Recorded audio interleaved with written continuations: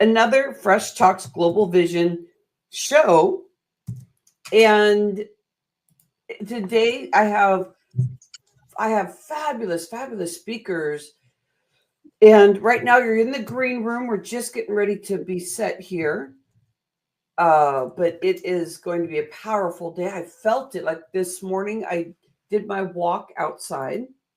So this morning I did my walk outside, and then I put on some connection to connect with spirit. And then I'm looking up at the sky, realizing that I'm not the only one. So, okay, so Rhonda, this day is not about you, kind of setting my space here. And this is how I get my everyday set up.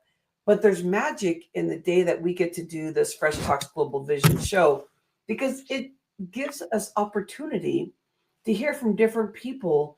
And a lot of us are spending our day finding ways to be in that transformative state, always seeking the higher power of alignment and how to create a better life, relationships, health and wellness, business. How can we flow with money? How can we flow with everything? Remember, money isn't number one. Relationships aren't number one. If you focus just in on one, you're losing everything else. So it's learning to be in the state where you feel whole and you're here to serve in what you're going to be serving today. Today, I call this mindset transformation entertainment. I've trademarked that, and I don't know exactly when it came to me, because it was a while ago, I realize now, and I went out and trademarked it. And there was one point where there was some last legal thing that was complicated that I was exhausted, and I go, I'm just not going to do this. I'm just not going to do this. And this is already money invested in getting this mindset transformation entertainment going. And I got a thing in my email. This is easy if you want to do a trademark, because I was getting these emails. And I said, it says it's easy. I'll trust them. And I went through, and then within a day, all we had to do is wait now, because they finished the paperwork. And later on, I found out mindset transformation entertainment is one of the things that I get to use all the time, and it is a trademark of mine. So when I look up at the sky, moving into that where I started off, I want to feel that I am not the only one, that I am not stuck in my brain. Because if I'm looking for mindset transformation entertainment, what I'm really looking for is, how can I be cohesive with the mind when we're known to say 60, 70,000 words a day? 80% can be, but on the average, for the average people out there, if you're not doing this work, then it's known to be negative. And it's just the way we live, because our brain is ready to fight and flight and jump and do our things that we need to do. But that's not really what our days are about. It's about being cohesive in the heart, not allowing the body to get sick by all the emotions of the fight or flight. So 80% of what you're thinking subconsciously is going to be not so good, because you're going to be thinking about all those things that don't work. And 90% of all that stuff is known to be a cycle. So again, when I'm looking up at the sky and I go, I really want to connect with me, the essence of why this spirit is here in this body. Now, if this seems really woo-woo to you, keep hanging with me, because you're going to realize this really is just basic talk about serving your purpose. So after I felt that, I took myself out of my body and just was looking down at myself, just like way up there, as if I was part of the universe too. My spirit was just up there, and I started to look down at myself, and I just go, you got this. I'm going to give more love to you, and you're going to transpire that, disseminate that information of love and hope, and what I call hashtag speaker locking arms, that every time I open my vocals today, I will do my best to inspire you. So right now I have the chat open. If you are on YouTube, you can add comments, you can add anything you want in questions, I am here for you as the host. I'm kicking this off. This is the opening ceremony. This is where we get in truth. I'm going to be sharing with you quite a few things. And I was thinking about this, like, okay, so if it's not all about me, how am I going to serve you? Add some comments. I will definitely implement the things that you're thinking, the questions you have, because this is all about us working together. And if I'm in truth with my humanitarian project about speaker locking arms, that we're all here to help each other, and it's like the smile. Remember, we used to say, and maybe you still say it, smile at people because you never know what they're thinking. The next layer as a speaker, somebody been out there for a while, I noticed that my vocals were shut down. Like I could smile all day and it was comfortable for me. Opening my vocals, my voice, was very uncomfortable. Sometimes I'd even turn red because I wasn't used to hearing my voice out there to somebody I didn't know. So all of a sudden I realized I had a wall. Now tell me how you feel about this, because this may be something you deal with. And you think, wow, that's true. I feel this. So let me give you an example. So if I heard my voice out there, it was like there was this wall of like, I'm used to saying things to people that are in my sphere. That'd be my husband, my kids, my friends. If I had one friend, that was good. Two, maybe be too many because I'm scared to be even opened up to people. So we all have our growth. And I want you to think about this. Wherever you are today, that's okay if you only have the people that are close to you and you're using your voice a lot with them. What about if you chip away or you give a big bang on that big wall and you start realizing, here, wait, my voice is connected with how I feel. Oh, that's embarrassing. That's what I used to think. I don't know about you. So everything I'm thinking here that I think people can't hear, but let me follow that thought for a moment and come back to where we were. Let me follow that thought. I'm thinking these thoughts. I'm thinking people can't hear. Not that I'm saying you can hear. I'm not telling you that you're telepathic or anything, but I mean, if you are, you are. So own it. So I used to think these thoughts because I was always beating myself up because I wasn't vocalizing. So I didn't realize how negative I was because I was living in a shell of bouncing and hitting myself based on what I thought was okay. I thought it was normal that I thought I was this, and this, and they weren't good. So what are those this, and this that you're thinking about that really aren't good? Like, think about it. Like, do I really want to tell myself I'm dumb? And you can find every reason why you can say that because of that, because of that, because of that. Those are your stories. That's how you get depressed. That's how you start feeling like you want to be mean to people because you think they may be talking to you like you're talking down to you because you think of something. For me, it'd be dumb. Like, oh, I need to prove myself. See how the story goes. And from there, you can really get into a big situation to where you start noticing that you're not just down for that moment, but you have a whole year of being depressed because you can't hear what's going on in your mind because your vocals are shut down. So when you start speaking, you realize you're saying negative stuff because you're starting to open your vocals. That's stage one. You're starting to open your vocals and you go, here, wait, I think I'm a positive person, but I just said, and then I'm thinking of these things I said and I go, why did I say that? And I'm like, here, wait, am I negative? I put that out there, but why am I always smiling? And I'm realizing that was a mask. Deep inside here, I didn't know what I was saying about others because I was saying it about myself. But if I say it about myself and I don't have a filter yet because I don't know I'm thinking that, this is stage two, where you start opening up and saying things. You go, I am being in this space now negative, and I can finally hear it because I can't think of good thoughts, But if I shut myself down again, then I can smile and then nobody knows what I'm thinking. Stage 3 is that you stop blaming and shaming yourself. That's part of the hashtag speaker locking arms. You stop blaming and shaming yourself. You go, oh, this is learning.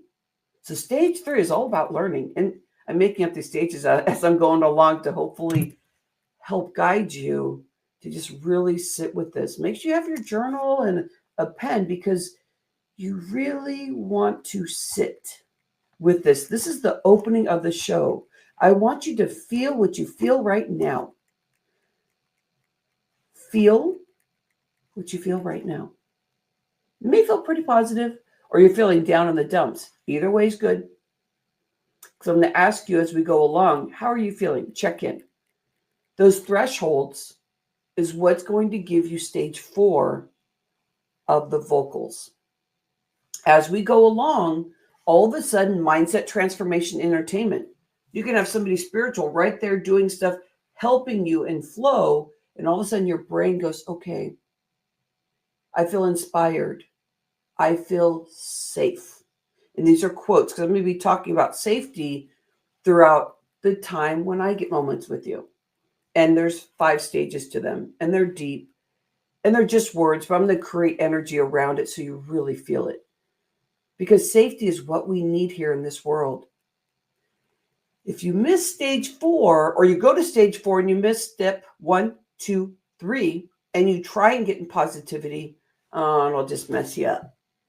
So make sure that you're taking notes, or this is in YouTube, this is on Facebook Live right now. When we get done, rewind and listen to it again. Those 1, 2, 3 steps, so you don't try and jump into 4 and go, I'm positive, because those are the steps we really, really, really need. And it's okay. It's okay to feel uncomfortable. Actually, it's one of the best things you could do for yourself. And to feel safe, and I'll share a screen because I know that my screen is not where you can read it, most likely. But I'm going to tell you right here, I'm going to be working on this pillar. And at some point, I will share screen so you can actually see the words. I'm just displaying that I'm going to be working off of something. But the first step is raw. Raw. I bet you don't like to feel raw. Unless you've been doing this work for a long time, you're like, oh, come on, give it to me more, Rhonda, give it to me more. Raw is that feeling where you want to go and maybe even sabotage yourself. Because raw, if you don't recognize, you see where my fists are? Like it's almost like a fight. If you don't recognize that raw is a place to sit with and say, this is new territory. And you get all scared and you go, okay, I'm going to turn the TV on. Oh, I'm going to go eat something because that's my first thing. Let's find the sugar. Let's go eat. Come on, let's do it. Let's do it. Not trying to trigger you. Let's laugh about this. So anything that you do when you're feeling raw,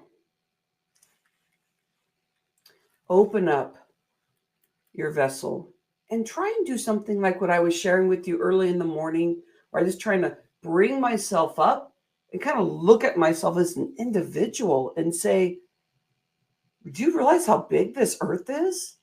So whatever your thoughts are, it's swirling you around here. And that means only your brain that thinks 80% negativity is going to hold you, anchor you into that space. And you're going to be stuck there, and your whole world is going to be this small. But you know that you have bigger purpose. You wouldn't be watching Fresh Talks Global Vision. Or maybe you would. Maybe you're seeking something new. But you wouldn't be watching this if you were trying to get out of this small space. And it really is. I feel the prison walls. When I'm coaching, I hear people say they are like big, thick brick walls that I can't even get over. And they start chipping away. Whatever you feel, that raw feeling is beautiful. It's going to get you out of a state of being in a new space, a new identity for yourself. You're going to start seeing yourself as the smile that you could put on for everybody, but all the stuff going back here going, yeah, I don't like that person. I'm going to smile to them. And that person over there, I can't stand what they're doing. And because on the fourth stage of being in your vocals and speaking, now I'm coming back and rounding around to the voice. The fourth stage is where you say what's here. You can never say anything wrong because you're probably already feeling raw because you're open and you're seeking new things in your heart saying, hey, you're safe. We're working on the safety pillar each time I get to connect with you. And I'll share with you the other superstar speakers that we have today. But do you feel that? There's something about feeling raw is scary. That's why we use those words. Well, at least I do. Not everybody. But I want it to be awoken. It's the first word out of a very big pillar that I'm saying we can have safety. Well, how the heck dare I say that? So I'll do the best I can to open that up for you. Just really unpack that because your subconscious may already be fighting this. This week, there's a lot of people that are scared. For years, yeah, we've been scared. It's time to break out of that. It's time to break out of this and take that first step to raw so that you can open yourself, so that you can see in a wonderful way that this world is big and beautiful. And there's people on all different journeys. But when you step into that raw, you just have taken a step forward to saying, I can hear things more, because you're high alert when you're feeling raw, but you pull your heart in and your heart keeps saying, it's safe. You're okay. You want to keep telling yourself that. Thinking about this with the heart-mind cohesiveness, not just thinking, but thinking about this. This is where we get to tell people that we truly love each other. Like, I love you. This is so special. You get to tell everybody you love them. And they're going to feel it at the frequency that they accept it. It's different than when I say that to my husband. But I'm using the same phrase, right? A little bit of a story here. I had a client that I would go, Jen, I love you. And she was a client for 5+ years. And she would blush and she would laugh and she'd say, no, Rhonda. No, please don't do that. And I was just looking at her. And I used to laugh because it was like years ago. I used to laugh and go, no, I love you. But I knew it was something bigger for her. So I would take a step back. She goes, I only say that to my husband. Because that was her safety. Can I finish that thought? Let me go with that just for a moment. Because I used to work that way where only one person would be in my life. I see you, you see me. I see you, you see me. And I could see them and I knew I was in control. Not really. But I thought I was. So if I only have one person, I hope this helps you. Let's say you have 5. I would work this one person. Jealousy. Jen, another Jen. She calls me Bups. She's a high school friend, Jen. This is a different person. I'd say, Jen, why are you hanging out with them? Oh, because I'm blah, blah. And she very outgoing, beautiful girl in my life again. She lives in San Luis Obispo, one of my best friends. And she was out playing and having fun. And I was like, well, you didn't do this. And you see where I'm going with this? Control. I want to control her. Well, if I didn't get to my step raw, because I felt raw, that Jen didn't like me the way that I liked her. Control. Jen, come here and control me and only be my friend. Tell me what I'm doing right or wrong and I'll be fine. And I have to laugh about it. I'm not laughing at you. I have to laugh about this because the first step of raw is that you get to open your vocals and just tell people what's on your mind, because you're not telling them how to live life. You're like, I'm telling you, I love you. And I'm telling you, God, you look beautiful today. Oh, not really, whatever. No, you really do. I like this. I really appreciate you. And you allow people to sparkle the way that you're ready to sparkle. You feel that? Take a breath in.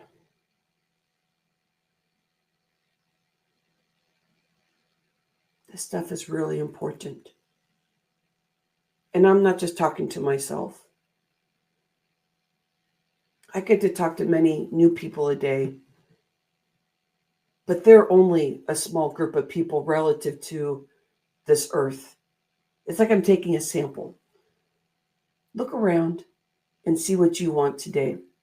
This is our opening ceremony for Fresh Talks Global Vision. This is the step where you get to say, I'm all in. It doesn't matter if you're not all in right now. As we go along, I'll tell you, this gets very, very motivating as you go along. This is 3 hours. You can see this in recording and fast forward and go to different parts and back up and all those kinds of things. But we're live. And if you come live with us, there's something special. It's like a ride along. It's really wonderful. I've been doing this for 8 years, just in total, of physically going out there, running shows and doing podcasts. I actually call this virtual space a show. I believe that I'm producing something that I'm learning how to get bigger and better and bolder at. I even call it get raw, go bold, and be myself. Be you. So get raw, go bold, be you. So let's do it together today. Okay. We're almost ready to get Sabine on, but I'm going to introduce who everybody's going to be, and I'll share screen so you can see who else is going to be here. And I'll show you just a print of something. But I was looking at U Squared because I was sitting and reading today, thinking, okay, I was reading The Power of Now, and always like pulling a card for me, like what's showing up today? So get uncomfortable is what came up. I just kind of went, and this opened up. I want you to get uncomfortable to the new vision of you, not the regular old goals, the regular old you. Today is a new sunrise. Today is the new you. Today is that you get to leave some things behind and say goodbye. I used to be very sad when I'd leave things behind. And even though they would be bad, good, whatever you want to label it, I'd still be sad. So like, that was me. And I was thinking that's supposed to be me still. So notice where you are on your path right now and catch yourself when you go, oh, but I can't do this work. It's going to separate me from my friends because they don't think that way. So today I want to give you just a ticket and say, this is a ticket for ride for you to experience your own experience. And before we close at 11 o'clock Pacific time, I want you to really think about, how is your life going to be if you really step into this deeper and deeper? That's a question for myself too. So U Squared, get uncomfortable. Uneasiness is a predictable psychological reaction when a quantum leap is underway. I believe we can quantum leap, and I believe that we can bend time. We can move faster because we're not on a linear timeline, and that's another story. Okay, are you ready? Let me share with you who we have with us. And I'm going to introduce Sabine too.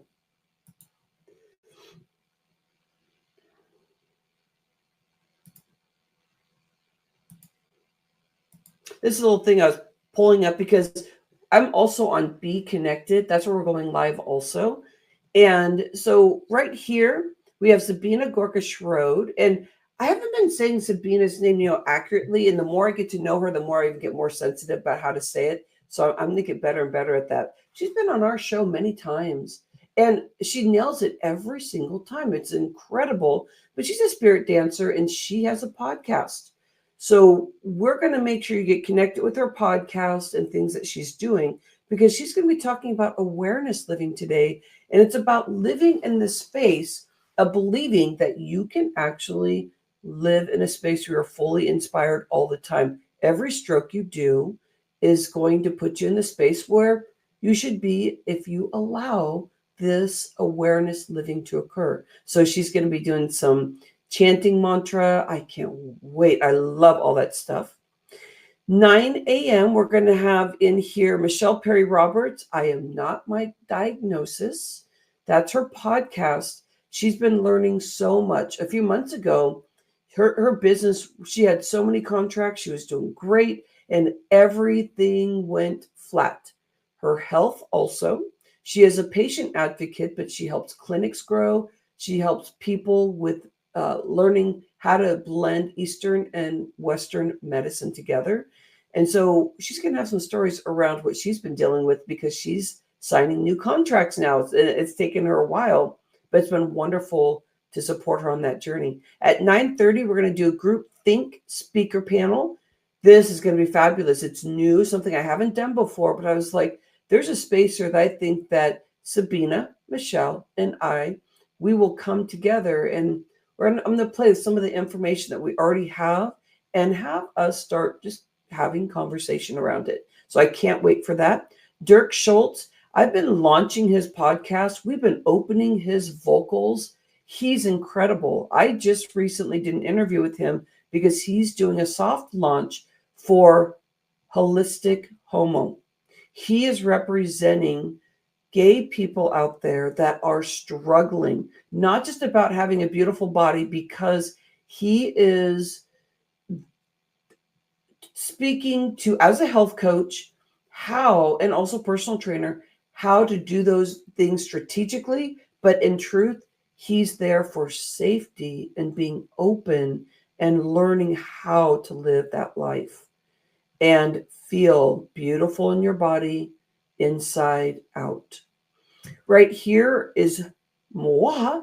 And I'm going to say this is where I hold the space for the Rhonda Moxy podcast. I call it a show also. And I'll be with you as soon as Dirk is over. I'm going to finish off talking about feeling in your safety space. So that is what we are up to today. And let's get going.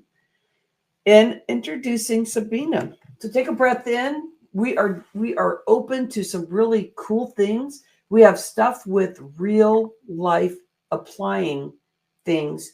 Even when Dirk comes in, he's not talking about being gay. He's talking of as a person being in a gay space, I should say it differently, but it's live. And he is learning that his vocals are going to keep helping and expressing and hoping to bring his voice out there with his new podcast, Holistic Homo, to be able to make sure that people feel safe, but they're also learning all the years experience that he's had in the health and wellness industry. All right. So it's not just for gay people in that section. It is for everybody. And also us learning more too, which is so wonderful. Sabine, from the Energy Dancer podcast, she believes that we can fully encompass awareness living, which then creates a no obligation living. I love that. She has been working in this in her life throughout the years and really discovering when she's out of alignment, when she's capturing it in her body, but she's not out there exploring.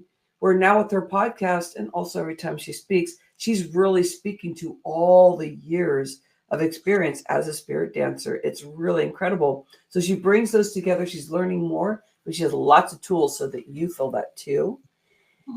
She'll share an experimental process, and this is where we get to have the chanting and the embracing some really good positive things.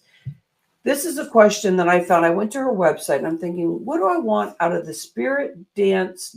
Is it dance, Sabine, or dancer? It's both. I started off. Good morning. Well, I was asking you a question though, Sabine. Is your website spirit? Spiritdance.energy. It's not okay. I'm saying spirit dancer or spirit dance. Spirit dance.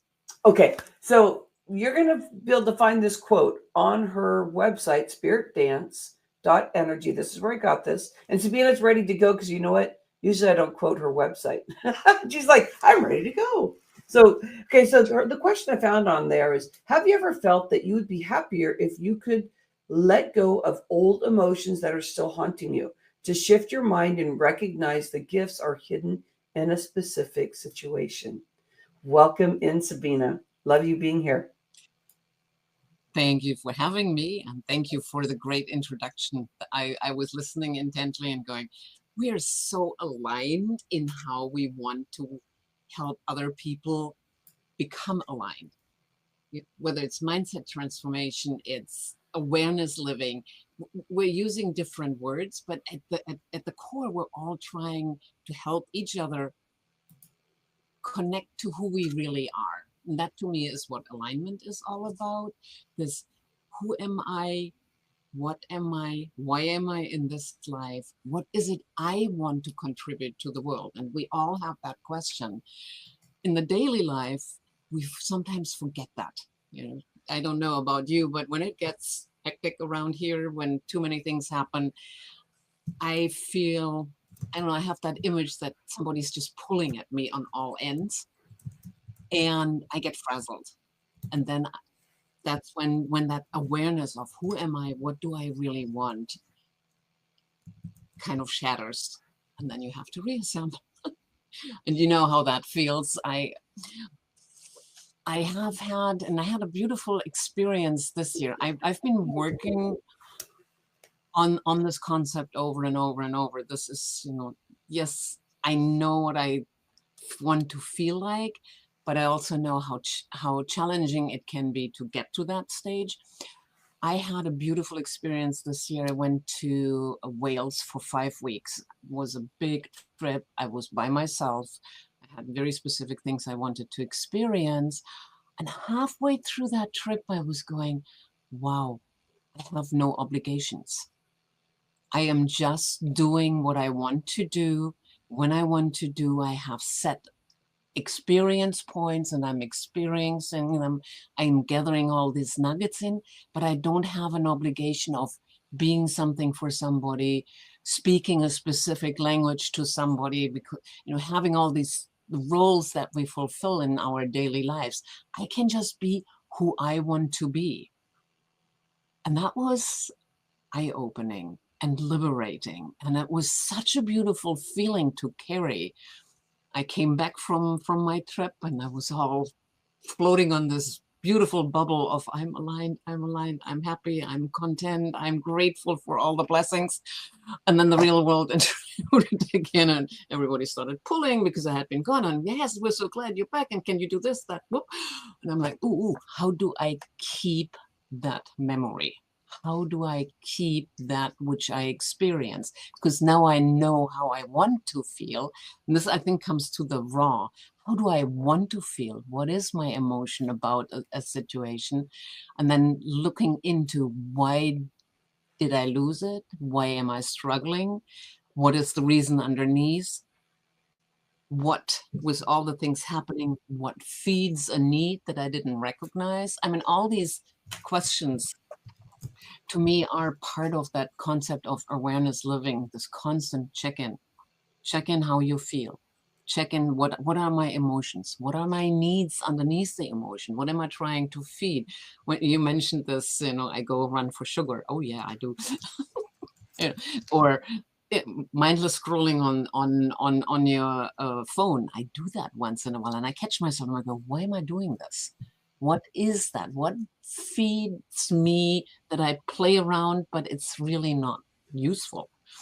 And this questioning is hugely important, because otherwise we just live other people's life expectations. And that's what I don't want to do. That's, to me, where the obligations stop. I do not have to be whatever somebody else wants me to be unless I chose to be that way. But I want to be aware that I chose that way. And that's a really, it's constant awareness of, what do you do? How do you do it? Why do you do it? What is the question? Why? The why question is really good. This constant, why do I do it? How do I want to feel? What does that mean? Why do I want to feel that way? Go down, go down, go down. And those are little internal conversations that actually flip you from that negative mindset that runs in our minds and that we are not aware of. If you start monitoring how you speak to yourself and catch yourself in the thought process and go, ooh, I really don't like that. No, I do not have to. That's one of those. I do not have to. I should not. I could not. I would not. All those words that we use for in ourselves, in our own self-talk, really, really become aware of that and stop yourself and say, stop. I can. I want to. I'm grateful. I love what I see. I do that constantly. Just check into the world and go, oh, look, the sky is blue, the birds are singing, whatever it is that feeds you and brings you joy. And sometimes it's a little thing. Somebody smiles at you, smile back and really feel that energy go back and forth between you for that one moment. I love those little moments in the day that remind me that I can be a positive person. I can be a light worker that brings light into the world. That's, again, awareness of my being who I am, awareness of my real inner being, and bringing that into the world and not what other people think I should be. So that to me is a lot of alignment, and it's a constant adjustment. And this is where coaches are wonderful. Thank you, Rhonda, because you get these wonderful mirrors going, blind spot, oh, blind spot. And that's why we need each other. This is where good friends are important. This is where people you trust are important, where you can go and say, do I have a blind spot here? Is what I think really true? What do you see in me that I don't see? Because, we need that check-in too. And I loved that comment about how much we drag emotions with us. And I see that in people all the time when I hear stories about, 30 years ago on their wedding trip, this happened, and you hear the hurt and their story. And you go, you're dragging that emotion 30 years later. Let it go. It's past. That was the little girl that was hurt then. You don't have to be that anymore. You can be somebody else. You can laugh at that story. You can let it go. You can just smile at yourself and forgive yourself. There's so many ways how we deal with these kind of emotions, but the first step is always awareness. Recognize that you're dragging something. Recognize that there are emotions when they come up and you go, why am I feeling like that? I know for myself, I was the good little girl. And so I have that habit of being the good little girl. I please people. I know it. I can stop myself and say, why am I doing this? This does not serve me. This just serves them. So these are kind of the moments really to think about of why am I doing it? How do I feel underneath it? Not that surface emotion, but underneath it. What is the hurt underneath? What is the need underneath? How can I get myself to let that go? And then that is where energy shifting comes into, because we have all that energy around us constantly, and we're constantly in that soup of everybody's emotions, everybody's energies. And again, how do I react to it? How do I work with that? And this is a little bit where tools come in, and we wanted to talk a bit about that, because how do I not just react? How can I be actively shifting things around me? How can I be actively working and not taking in negative emotions of other people or so? And that's one of the things again, monitor yourself, monitor how you think, monitor what you say to yourself, to others, smile a lot, be grateful. It's just, it sounds so easy. It's not. But I remember when I went to work and I would go in every morning and go, I want to be the positive light in this environment of people that are stressed out.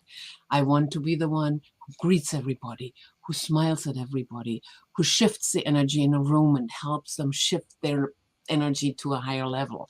It's a conscious decision to be that energy shifter, and we all can be. It's not something that is a specialty. It's a awareness of, you have that influence, I have that influence, I can make somebody else around me feel better, and if I make them feel better, it will come back to me and I will feel better.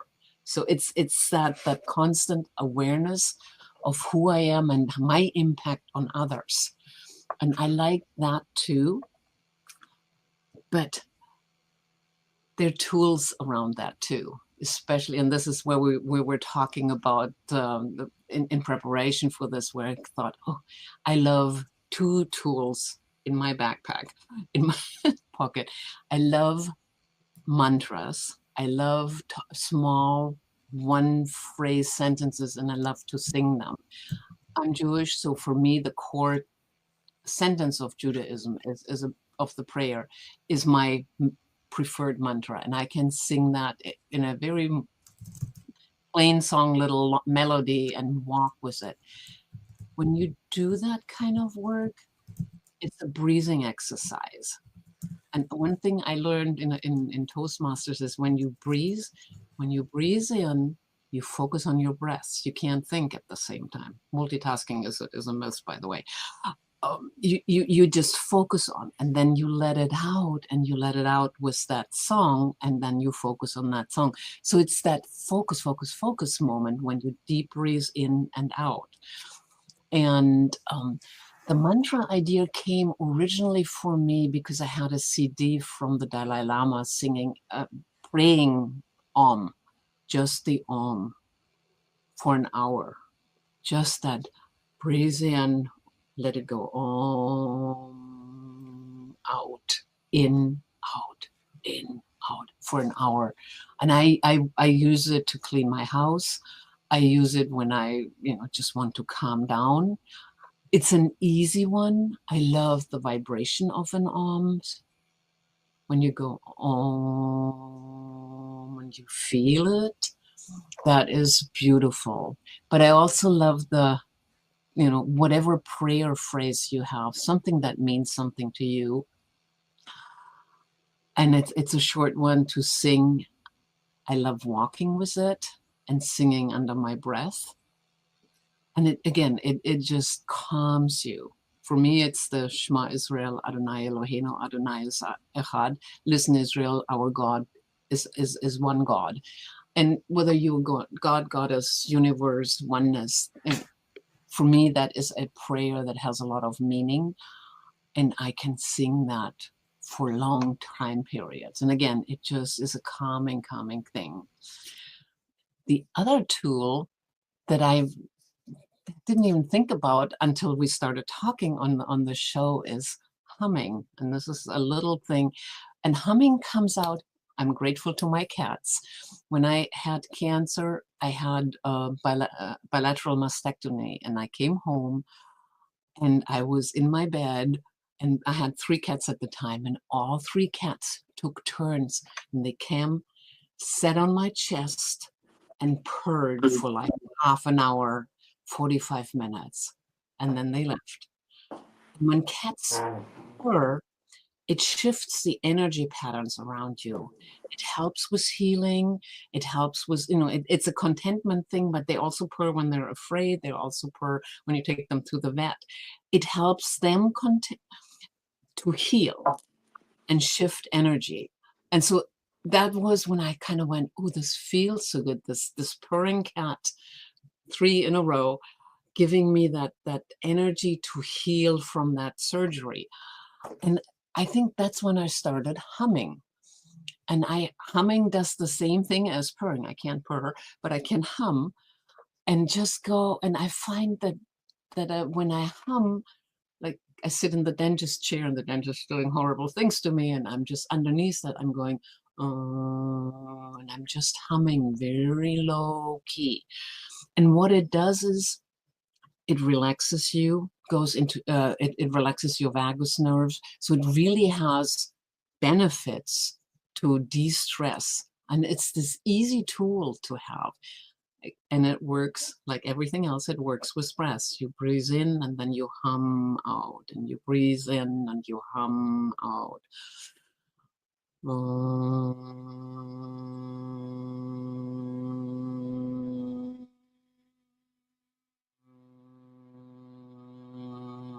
When your shoulders relax and your body relaxes, and you do that.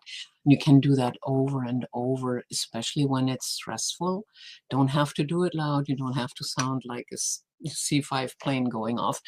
You just can really very quietly hum, but you can feel the relaxation in your own body when you do that.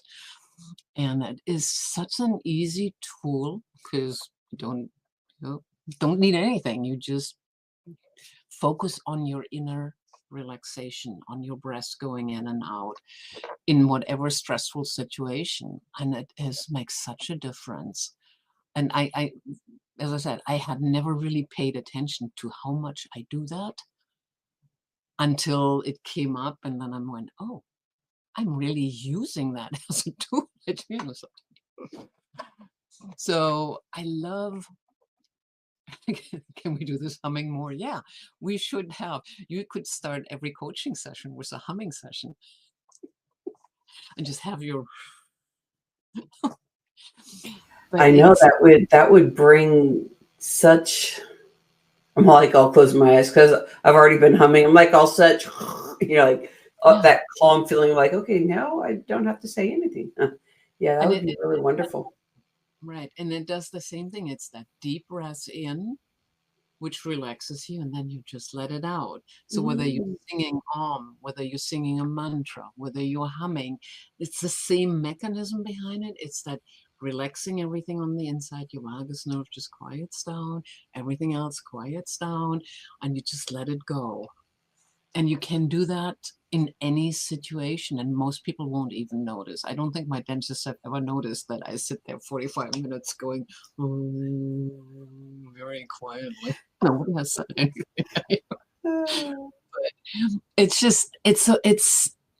But it's always this shifting your frequency, shifting your energy so you flow better into the energy around you and take out the stress part. And that to me is a lot of this awareness of how I feel and how I can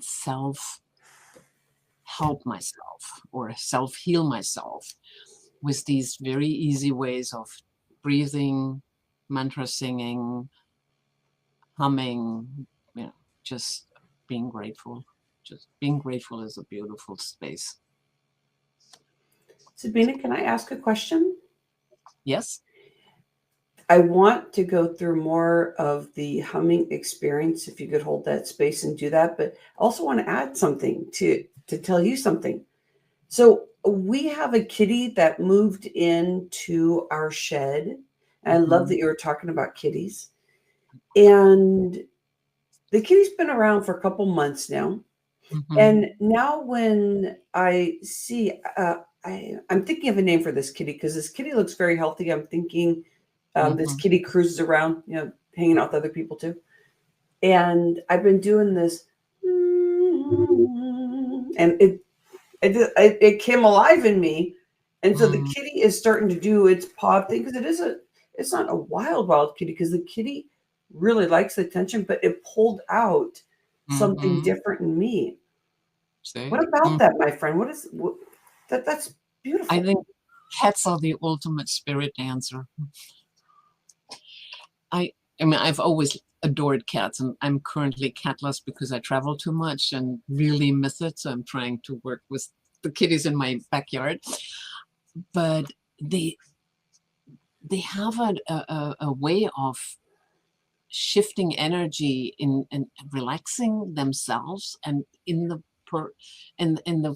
pathway of relaxing us. So I love that when you say she's doing the little biscuit kneading, because that is a good sign. And yeah, I know. That means she really likes whatever you're doing there. That's an affection sign. And when they purr and they're content, it's a real deep content.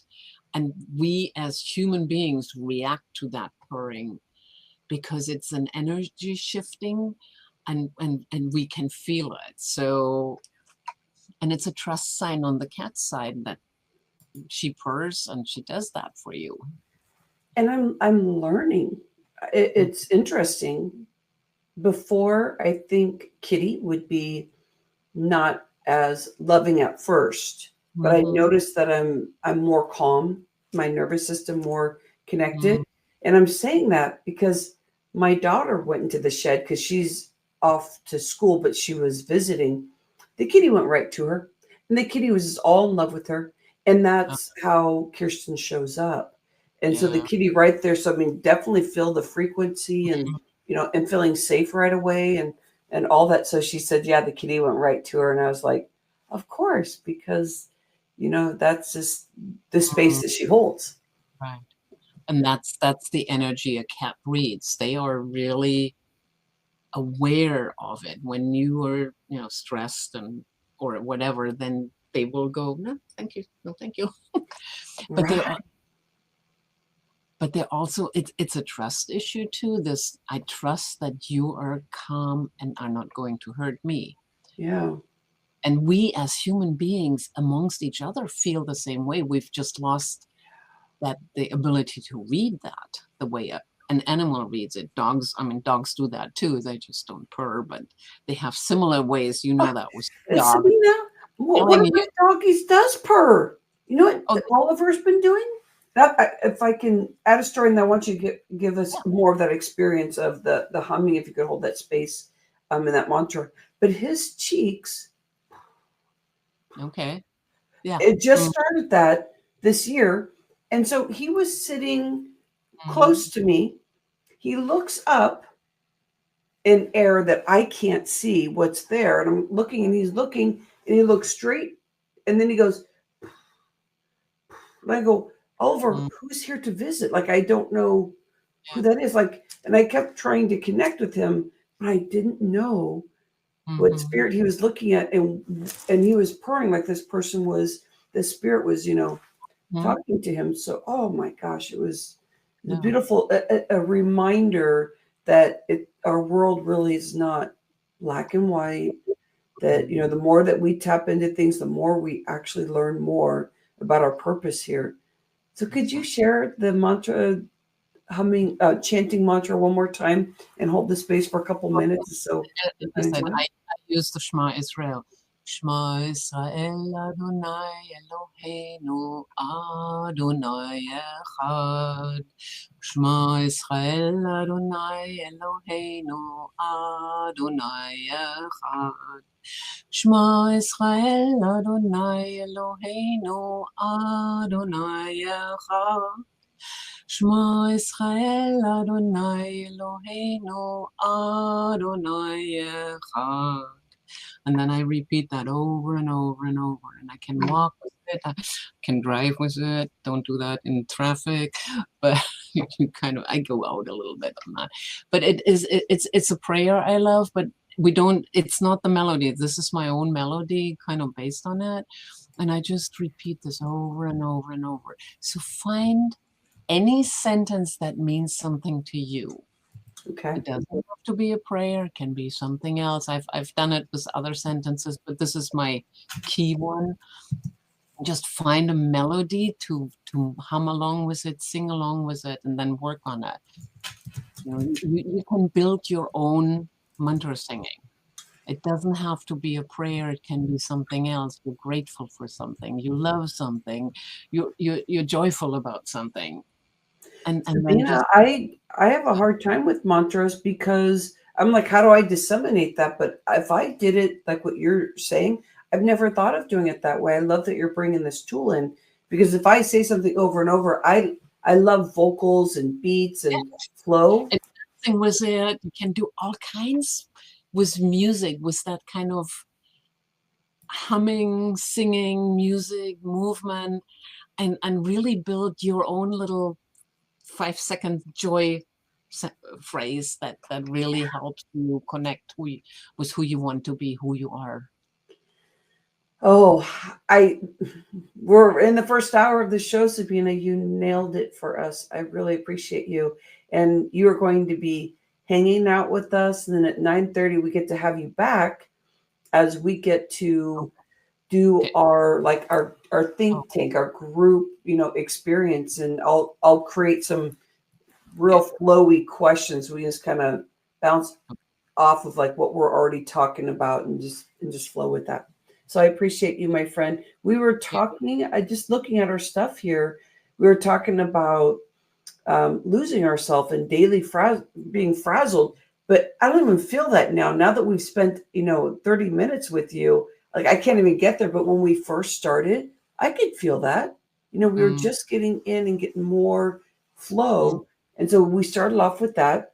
We were talking about when you get lost. How do you catch yourself? How do you get more conscious?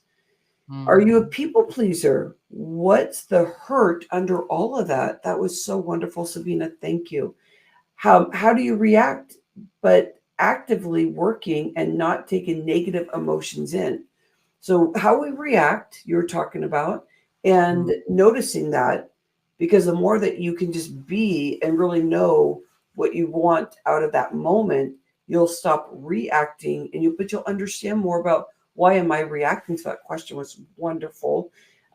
Conscious decisions to be a spirit dancer. You gave us the key in that you're not the spirit dancer. Your podcast is about coming in and learning to be a spirit dancer. And I loved that transition because people could take it that you're coming in as the spirit dancer. And I may have even introduced you that way because that's your podcast. So you gave us that key today. We talked about the mantra and we got to feel it. That humming. Oh my goodness. We talked about the cancer that you were dealing with for just a moment, just to bring light in of the ways you can pull in tools. At your time, that was quite a bit about your journey, about how you start getting deeper in spiritually too. But you had your kitties to help bring that deeper spirit into what you were learning. Thank you for sharing that story, by the way. So thank you, and you served well. Appreciate you, my friend. Thank you. Thank you. I'm so happy that we get to bring on somebody, and I'm just going to have me, I think, to get going here. And I'll do gallery view for a moment. So I'm really excited because we have our next superstar in the spirit and learning so much and authentically speaking to her journey and the struggles that she has gone through. And I believe Michelle Perry Roberts is getting better and better at being able to use her voice to really express her journey. Before we started the podcast, there were ways that Michelle and I would communicate over the years. And I knew, and I got to know Michelle, like she'd say about 3 words and I just knew what she meant because I got that cohesiveness of this beautiful woman that would just straightforward, but really took on a lot of her own stress, but even not being able to express her stress because she would just absorb it in, but she would still keep showing up as a champ. You wouldn't know that there are certain parts of her body that were aching. You wouldn't know that, she was having a really, really hard day because she would just show up the way that she was taught to show up, but very few words, almost like being shut down because she had so many words to say. So when we started the I am not my diagnosis podcast, we've been talking about having 8 chronic diseases and they're dormant, but they will ignite as soon as everything goes, can I say a hell in a handbasket? That feeling of like, wait, everything just happened. I'm not going to show up as my best self. Hold on here. I'm going to be acting crazy because, that happens when just all of a sudden your whole world shifts. And that happened a couple months ago. And we can talk more about that. But what we're learning through the podcast is that Michelle's vocals, because this is what my theme is when I run this show, thinking about how can we open up vocals more. Michelle's vocals, all of a sudden, there were just so many more words coming out, and she started feeling something. So I hopefully I'll think of a question to kind of pull that information out. But she also had brain injuries from dealing with chronic disease. There were times when one time she was in the hospital and she didn't think she was ever getting out. She was out in there for a very long time, pretty much almost lost her life. And that discovery was what how she's showing up today, but also her brain got damaged with that too. So she helps clinics. She does a variety of things, but one of them is that she helps clinics to be able to bring new people in so people know why they should be there. But she was working with the brain clinic and they said, hey, you have darkness and shut down areas in your brain. Let's work on that. So she's been doing a variety of things, and she shows up as a patient advocate today, but also a person that deals with people in a marketing space, but also in the health and wellness industry because she has some gems also in that area. So welcome in, Michelle. I can't wait to get us going here. Thank you for having me. Michelle, you have an interesting life when it comes to us talking about the health and wellness in your body and getting a disease or a dormant thing that you have. It's been like years since you dealt with it, but then you get stressed out like a couple months ago, and all your contracts that were going, they were going good, and all of a sudden everything just came to a halt. A lot of that came out and you had to all of a sudden deal with your health. Correct. Share with us like what your podcast is about. Like what is that about that you want to share with people that I am not my diagnosis and some of the things you've been dealing with. And that's a good base to start and you go as big as you want or whatever. I think one of the biggest things is to kind of tell you the story of what happened in 2013 when I went in for a normal highlighted hernia surgery because I was a bulimic and anorectic for over 30 years. And a week after the surgery, I blew a blood clot in my stomach. And I spent 9.5 months in the ICU, 6 months in the nursing home, and 5 years of home health. And I really lost my voice. But I had to start fighting for myself, especially when you're in the hospital, and telling them what you need. The biggest one for me was they put me in a regular room. My doctor had wrote a prescription that I had to only be there by myself because of all these chronic diseases I had. I couldn't get another infection or be around somebody that was sicker than myself. So I'd always have to, I remember saying, get out. She's not supposed to be here. Here's the doctor's note. And I've worked in healthcare for over 40 years in different positions. And I had a nurse navigator that was very helpful at coordinating all my care. But being in the hospital for 9.5 months, 6 months in the nursing home, and 5 years of home health, I never thought I would have to start over. So starting over was probably one of the hugest things that I did. And one of them was, at that time, was taking control of my health, working with alternative doctors to put all my chronic diseases in remission. But what happens sometimes is that something stressful happens and then I get a flare up. And that causes me to not be able to move, really bad migraines. And I just went through that in September, October, November when I was working for a company and all of a sudden they gave me a couple days notice, oh, you're going on commission only. I'm like, I can't do that. So I ended up leaving the company. I can create some other stuff. So the biggest part for that was the company ended up shutting down. And now I work for the competitor that's in town because Brain Health Restoration is out of business.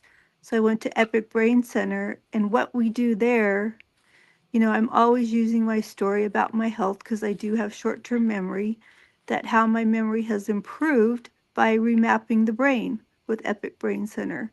You get a you get a EEG done, kind of find out where all your brain waves are, and then they're able to adjust and reopen certain um, pathways in your brain. And I have a lot of lesions in my brain. I have over 19 lesions that have been in remission. But their biggest part for me was there was a lot of clogged holes. Oh, So, using my voice has been something I never did. I never spoke up for myself. I was taught to, just work harder and it will work out. And my point of all of this, when I started using my voice, asking for paychecks, asking for, you know, money that was owed to me, taking a doctor who I worked for 2 years, he owed me a lot of money, and taking him to court. I lost a friend, but you look back going, if I didn't fight for that. So I've learned through Rhonda and working with Rhonda to speak up. And unfortunately, can we talk about that for a yeah, moment? Because you're talking about some really important stuff for our audience too, and it's the connection with money. You're learning about the connection with money because you're just told work and almost like be quiet. Just do yeah, your work. Just do your work. Like show up because you're supposed to just show up. Nobody needs to hear you. And then that came up when you're dealing with contracts and doing great work for people and it's time to speak. And it was one of the breakthroughs. Anybody else here have vocal, things that come up where you're like, I need to speak, but what do I say? Because I've never really confronted somebody about money or about, do not treat me that way. This is not how the contract was set up. And to actually really understand how do you approach those things as you're growing and expanding and realizing all the really good work you're doing out there. So is it for our audience, how did it feel starting to open up your voice and use it? Was it scary at first? Did oh, it it, was very scary. yeah. But what it's taught me is I know my value and my worth, which I never knew before, because I was brought up that you're never good enough. So I was always trying to prove myself. And that was a huge thing for me, was to speak what was on my mind, to ask for what I worked for that somebody owes me, and to be also in charge of my own destiny. Yeah, you're bringing up a really uh, a big point here is that you were I remember this, and this is again great for everybody that's following this. If you are learning like how to speak up for yourself, I can remember us having this conversation of, Rhonda, this just happened.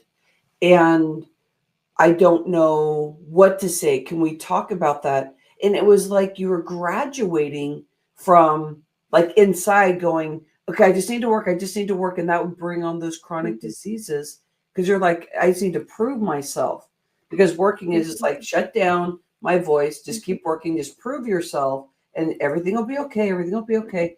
And you were wearing yourself out I and everything was. wasn't okay because you were acknowledging that it's easy to be taken advantage of when you do that. So when you start asking those questions like you were graduating, did you remember that time where all of a sudden you were just like, oh, well, what do I say? And Yeah, you just had to have the script and just the support. And exactly. it wasn't step by step. You just said, what do I need to say? And then the support of like, this is the road because you haven't experienced that yet. And then now you're talking more about this. Can you share more experience about your learning to talk with somebody and learning to be professional too? It's not like telling somebody off. It's like really, hey, this is not working and going through that strategy. How'd that feel overall for you? It feels good because what guidance you give me really helps, and it's really sticking up for myself, but it's also being very powerful businesswoman again, because I used to run several, I used to make over six figures, and I had, traveled all the time, and I was in my heyday. And then when I got sick, that was all taken away. So once I've been voicing my opinion and what my needs are, they are getting met. And I have a really strong faith in God. Right now, I'm going through a season where everything's going wrong.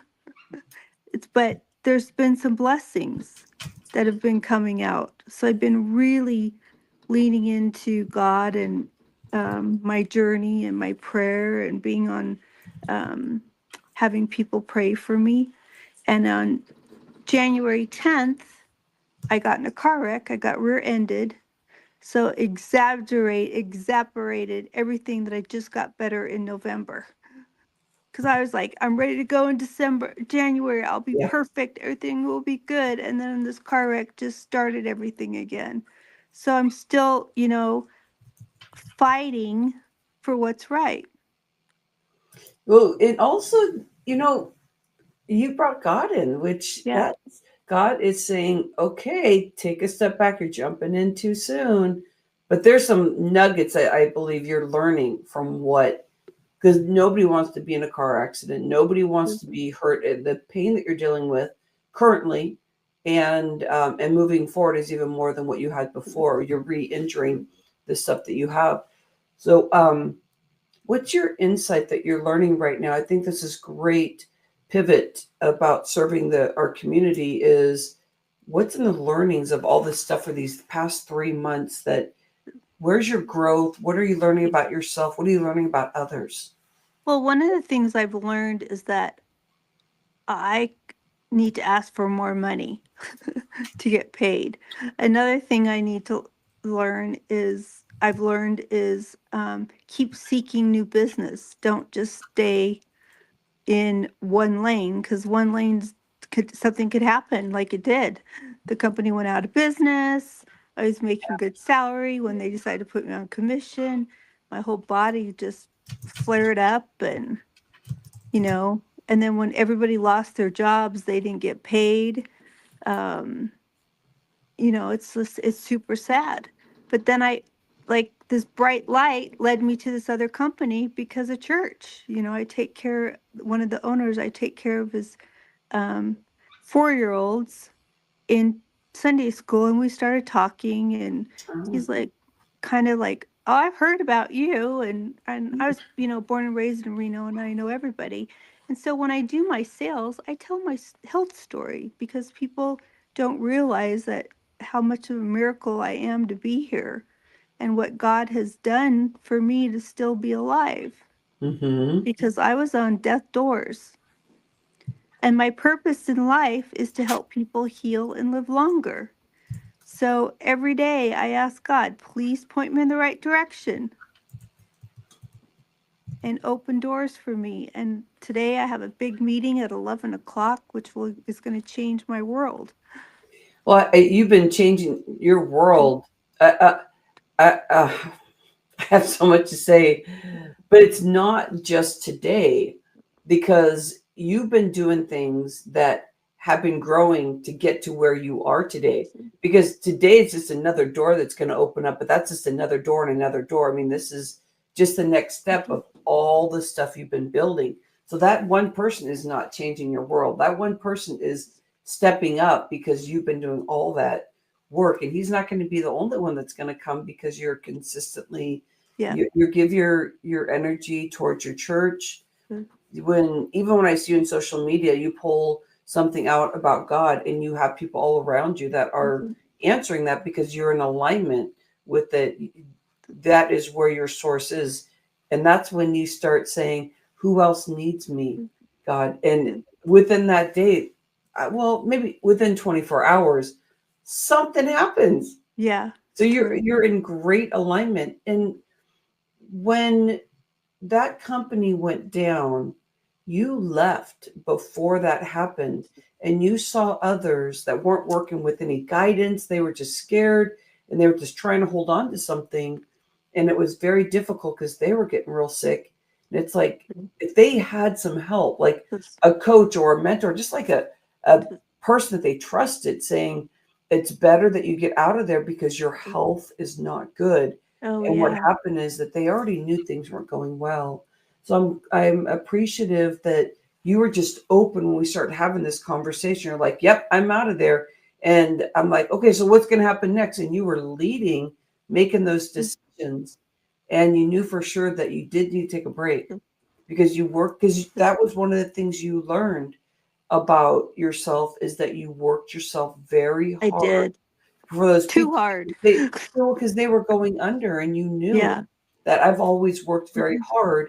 But I believe, and tell me if I'm accurate with this, and if you could add some more to this, that you really started learning that you overworked yourself because you knew this was a ship that was going down, but you knew that you could see how you could save it, but only you alone, without the other team being able to work with you, that ship is still going to go down. Yeah.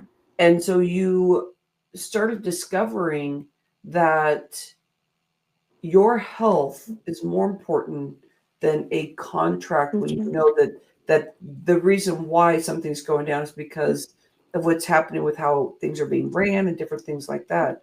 What are you learning in this next layer going into a new contract about your health and wellness, about boundaries, about how many hours you're working, and communication, like when things are going to start going, Well, different ways to communicate? What are you learning about that? I'm learning to, definitely to speak up for myself. I'm learning to take care of my body because now I'm back into my regime that I was in September, October, November, where you're seeing the chiropractor, the pain doctor, the, the physical therapist, having to fit them all in and still hold a job. But each one I talk to, and it's so funny, I was at Bible study last night, and I've been talking to a couple people there about what we do, and one gentleman runs a treatment center for addiction, and there was another lady that sits next to him, and she does one for women, and they're like, Michelle, because we had a break for a month.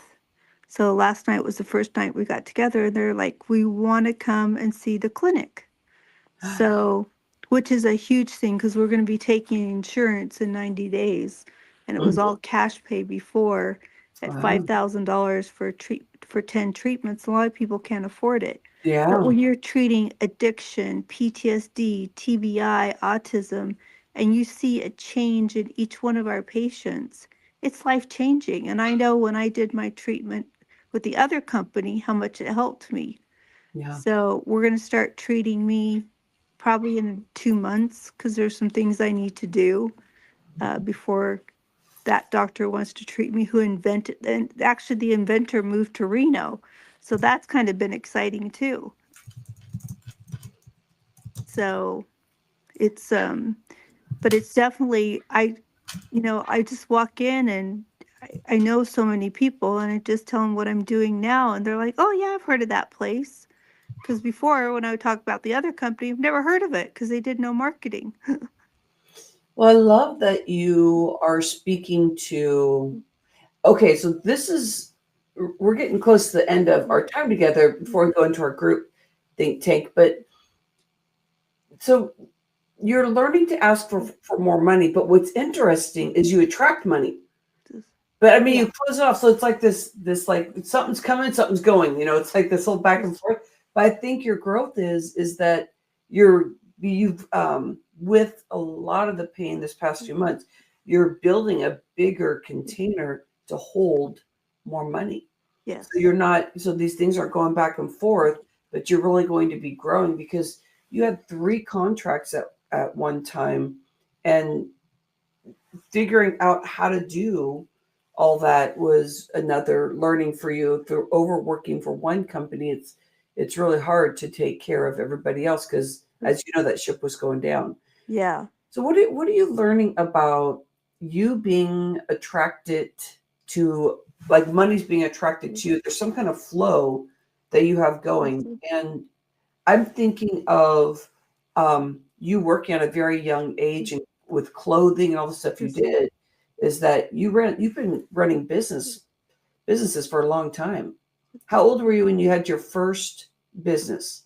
I with was clothing? 12 years old. I got hired at my dad's friend's boot shop. I was selling cowboy boots and Levi's. Yeah.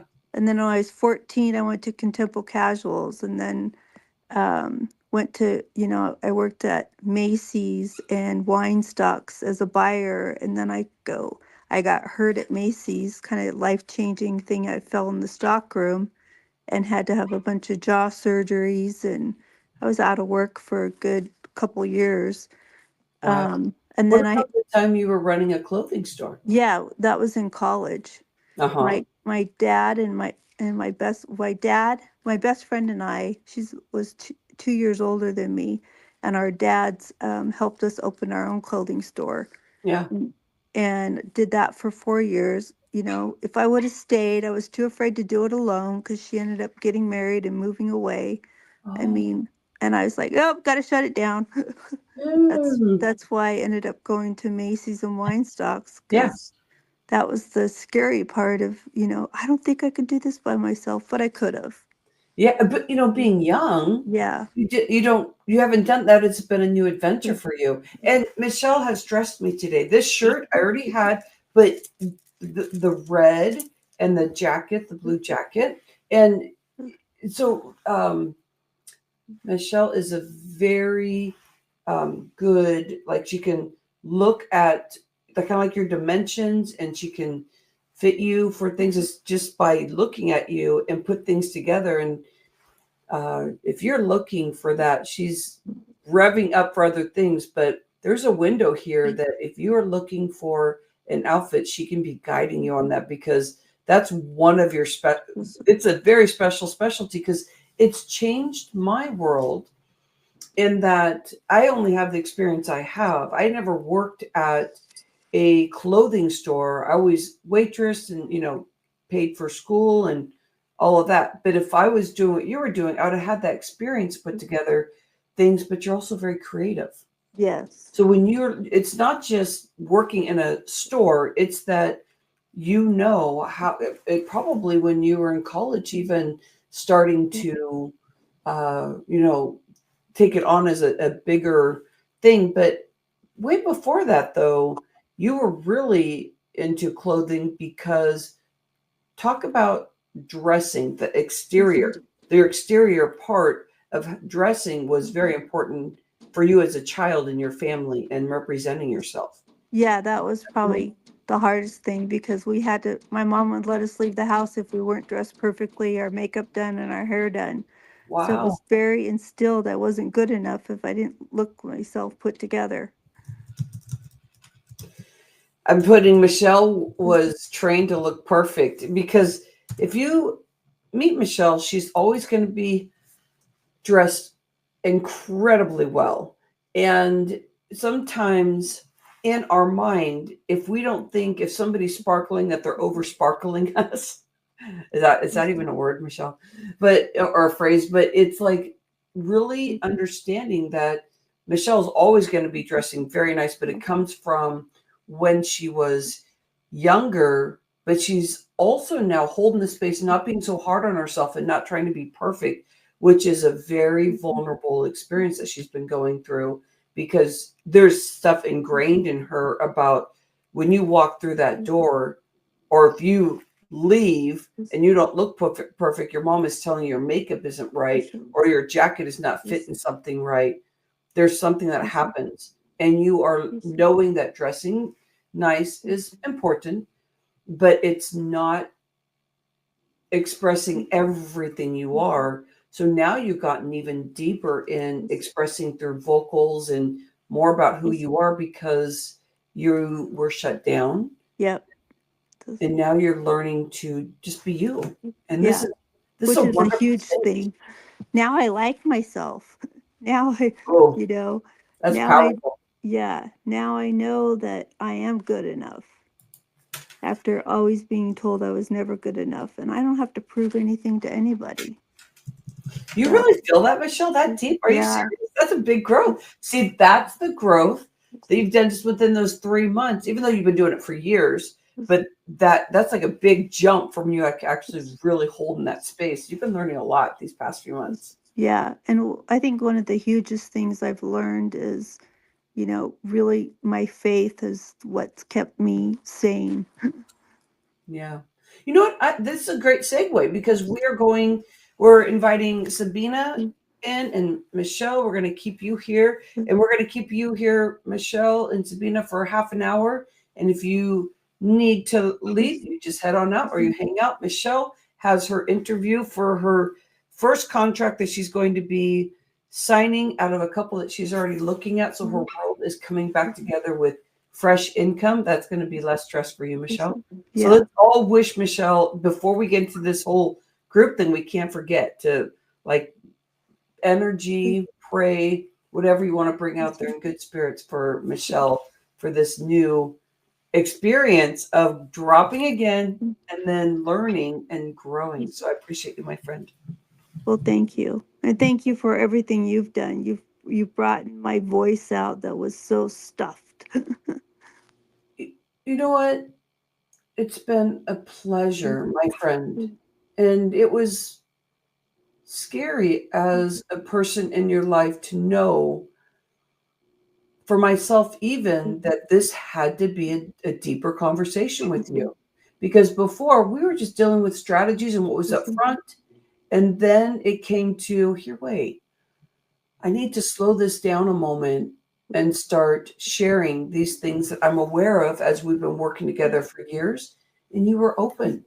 And at first you didn't get it, but you weren't mad. You weren't mad that I was coming in a certain way. I was coming in a loving way, but still, you don't have a really big ego. Like your brain, when I say things to you, you usually back off and think about it instead of coming at me and wanting to roar at me. And that's a special quality. That's a special quality. Well, you've been a godsend, Rhonda. You've helped me in more ways than my therapy. I took a lot of therapy, and I finally realized that there's really good therapists out there. I'm not dinging any of that, but I know that what we're doing here today in the Mindset Transformation Entertainment, and you know that you get to be on the hook because you feel your pain. You're like, Yeah. I feel that. And then when I was in the ego mind, I was like, I'm going to try and fool my, therapist because I'm going to tell them I'm okay and let's see if they catch it. And I was doing all these different things because I didn't understand what the process was. And it was never given to me that I was really on the hook. They might have said it, but they were like blatantly just probably throwing it on me. So I didn't have the right therapist. But I tell you, being a coach, you can name it whatever you want, because I think some people think the word coach sounds so, ooh, but to me, coach is just like, hey, I got your back. Yeah. But being a coach and being with other coaches too, I've learned that just be in love. Yeah. And I think the really biggest part about my podcast is, I'm not my diagnosis, because I was told I was going to be in a wheelchair. And I said, screw you, watch me. And then getting to the root of the health problem put me in remission. I just kept denying that I had all these diseases and just kept going. Well, God was telling you something different. God's like, yeah. That's what's here now. But, and you know what? Dirk even has a story. Dirk's going to be in here at 10:15 Pacific time, but he has a story when he was told, I don't know if there's a rod in his back, but he had a big injury and he has kept visualizing, and he doesn't have that anymore. So that's like Joe Dispenza work if you're talking just like terms, but there's people way before Joe Dispenza. It's just that's the current stuff. But I think we all believe that there's a higher self when it comes to healing the body. And it gets tricky because when you are sick, you really do have to step in and believe this. And sometimes the scared factor will stop you from believing it with your face. Yeah. So it's like learning. So it's a very big thing to step into. So are you ready to start our group think tank, everybody? Yes. Okay, so this is what I'm thinking. I think we're getting into this whole kind of a spiritual thing, and I want to take it into the next step. But first, I want to just start the base here. There's so many ways that we get guided, and this is part of our group think tank that we're going to be doing here. We'll be with you for 30 minutes on this, and then we'll transition and have Dirk in here also. I mean, or have Dirk and he'll have his time. We all have our ways of believing that there's a higher purpose, and to be in truth with that and to experience it every day and to allow that to grow when maybe you have people around you that don't believe exactly what you believe. So my first question for our think tank, and we're going to start with Sabina, and then we'll go with Michelle, and I'll get an opportunity to share too. And maybe you're calling yourself out today because maybe this is where you're going to be big and bold and say things more than what you've claimed before. Let's see what happens. What does spirit mean to you? What is your spiritual space? I mean, it's a very open space, but I know that Sabina, you're guided. Michelle, you're guided. So it may sound like a big space, but I know that you're coming from a certain perspective of what you're here to do. So what does spirit mean to you, Sabina? And what your journey is, like connection. And it's the first question, so you don't have to go deep. It's just, what are you showing up? Because you're a spirit dancer. So what do you want to say? It's been a long journey, evolving. I think for me, I work a lot on the concept of oneness. Everything is one. We are all part of, call it God, call it consciousness, call it whatever you want to say. But this whole world is a oneness, meaning we are one. When I look at you, I see myself. When I see Michelle and her story, I see myself. We all experience things together. We are all bound together as human beings in raising the consciousness, the energy of this world so that we as humanity can evolve. So it's a big, Yeah. Yeah, big. and I feel that. I understand. And for you, Michelle, what does that mean when you say like I'm into God, I'm a spiritual being? What does that mean for you? Where do you pull from? What do you see? Well, I pull from several different sources: the Mhm. sermons at church, the Bible, um, the living. What is what something? There's a book out there, Jesus. I forget what it is, but every day I look at the sermon, Mhm. um, and then I just, ask God every day, help me find somebody that I can assist. Mhm. And the So it's like flowing through you, kind of. yeah, yeah. I'm the vessel. I'm the spirit out. One of the spirits out here. Mhm. Well, and that's the hugest part for me is like there's some people that he brings in my life. I'm like, oh my God, I had that crazy lady once, and I'm like, why? You're learning. Yeah, you God is there teaching. yeah. I love that answer, Michelle. Anything else you want to share that is to me? I see and hear what you're saying. I think you nailed it. Well, I think the hugest part more than anything is just listening to God, and I need to learn to be still. That's one thing I'm not good at. I go, go, go, go, go, and then I'm like, oh, bedtime. Yeah. So, Yeah. So and you're learning. That means you're just at the layer what you just acknowledged, whatever layer yeah. that is. That you're tomorrow when you wake up, you're going to keep. Especially since you say it out loud too, it gives you that awareness. You're like, okay, that's something you're just going to keep expanding and growing. And for me, I feel like I'm expanding and growing. Like whatever I Mhm. don't know, like I know that I'm going to know. So example is, and I'll backtrack in a moment, but example is somebody will say something spiritual, and I'll tell you what I think spiritual is, but I'll hear something and it's almost like a muscle test for me. I'm like, here, wait, I've never heard of that. And when I first started thinking these spiritual thoughts and feeling something, which I'll explain more, I would be confused and I'd just keep asking questions, like, or I wouldn't know what questions to ask, but I was just very curious. now doing this and being in this, where before all I could see was black and white and the earth, my to-do list, and really just hunkered in, hurting my body because I just kept working and working, because that's what I was raised with, the single parent mom, and thought that that's a good way to live. I didn't understand what my journey really was. And so I would just kind of beat myself up. When somebody tells me something about their spiritual journey, most of the time I feel it like, oh yeah, that's obvious. Oh yeah, no, that seems reasonable.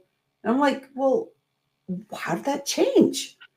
And so that's kind of where I'm at with being as open as possible, so that when new information comes to me, because I believe this is my claim, I believe there's information coming to me all the time. I just decided to deflect it when I was going through most of my life, and that I can't see it all because of the stuff, all these wonderful things that are coming to me, which I would say like is the low-hanging fruit, but I can't see it because I haven't woke myself up to fully believing whatever that I'm going to be feeling by the time I leave this earth, or hoping, my next life, that I am, going to keep evolving to something that I believe all is one.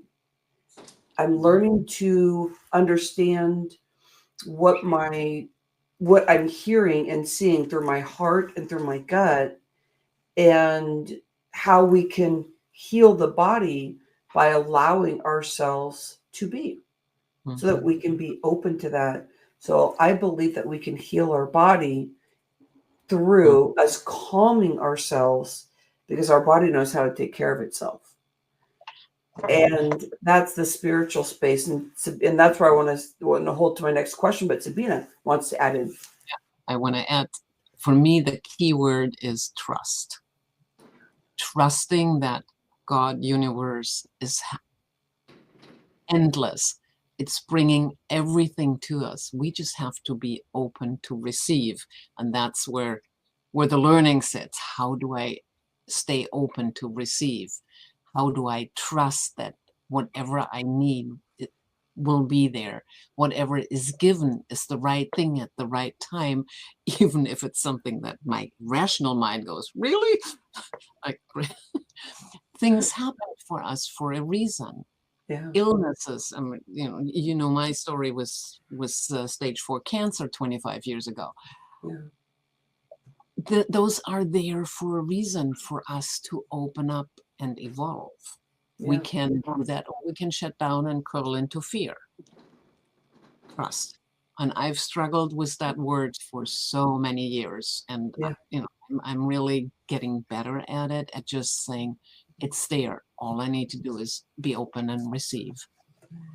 Michelle, what do you think about that? Because you were saying earlier about the trust and receive and being open, that you open your arms and say, God, who do you want to bring into my life? Yeah. Michelle, share about the trust and receive on your side through your spiritual journey. It's just amazing when I say that prayer every day. You never know who you're going to run into. But you really feel like you're fully open, or are you learning like the trust? I'm learning to be more open. It's not perfect because I still like to control everything. Well, I bet you have less of control than what you were trying to control before, because I see you keep growing. So I see that. And then my biggest thing too is really to fellowship. I go to church I teach Sunday school, then I go to the sermon. Monday night, I go to Celebrate to Recovery because I turned into a shopaholic. And then Wednesday night is we have our home group, which is so nice because then we talk about the sermon. And the sermon this last week is about suffering. It was absolutely amazing to hear our pastor, who's gone through so much, kind of give us light. And I've been with him on his health journey because we treated him at a clinic I used to work with. So for him to open up about his life was huge. I love that. Mhm. I have a question that is in the next space of this, but I want you to share a story or thoughts around this. And it's still around the spiritual realm.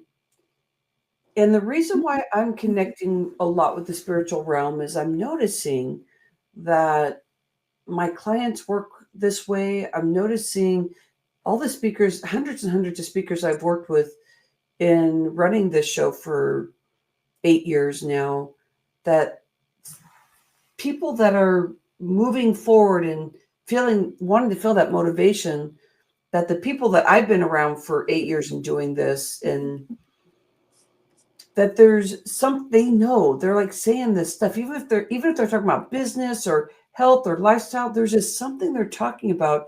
And so I'm seeing almost 100% of people I'm around over these years, they're talking about this spiritual journey. And that's why I'm hoping I'm serving the community in a bright way here. The question is, what is it in your life that has changed from where you were before, when you started realizing there's something else besides you, and this person that sees black and white or sees, mucky things, but really can't make sense of what you actually see now? And it does make sense. What was different from where you were to really being enlightened and understanding more to where you are now? What was that transformation? Well, I didn't have both feet in. I had one foot out and one foot not in. And I was church hopping. So once I decided to go, I had a really bad experience with the church I was going to. The women were super mean. So I went back to my home Misalignment. church. Yeah, I went back to my home church. And it's like it's all come together where it's a big church, but I know a lot of people that go there. Yeah.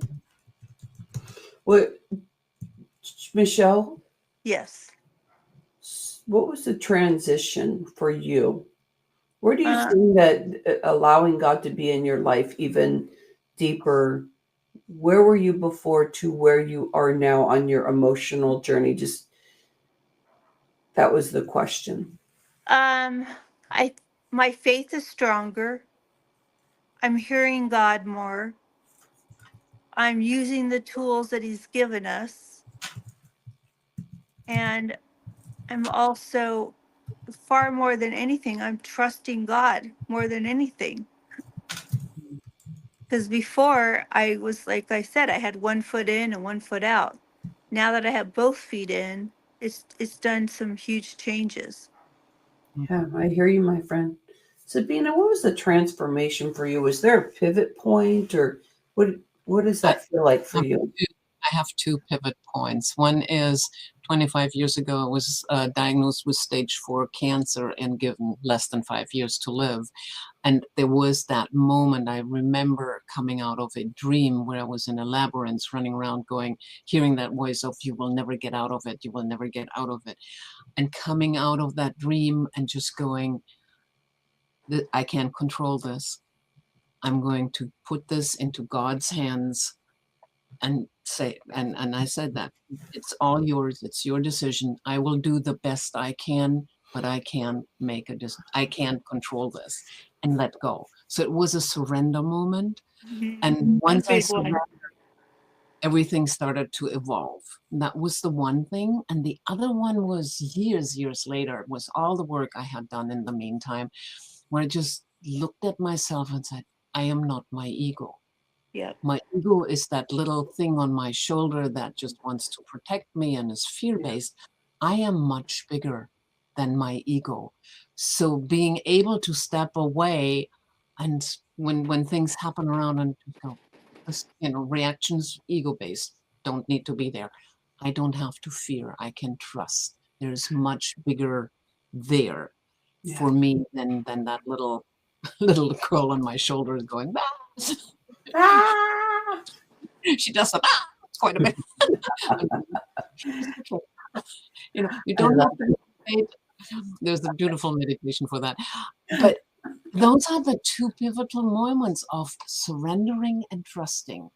Yeah. And trusting that there is a bigger force and I'm part of that and I'm protected. Whatever comes is there for a reason and we can move forward. And it's a beautiful space to be in. It I is. love it. I did have a pivot point, and it was probably the point where I stopped taking medicine. Mm-hmm. So I before that I was already starting to kind of play and being open more to this. But before even that, when I was seeing the black and white, I used to shame myself a lot. And if I said something wrong, I would shut down. And I thought, well, you're this small. And there was that talking going on.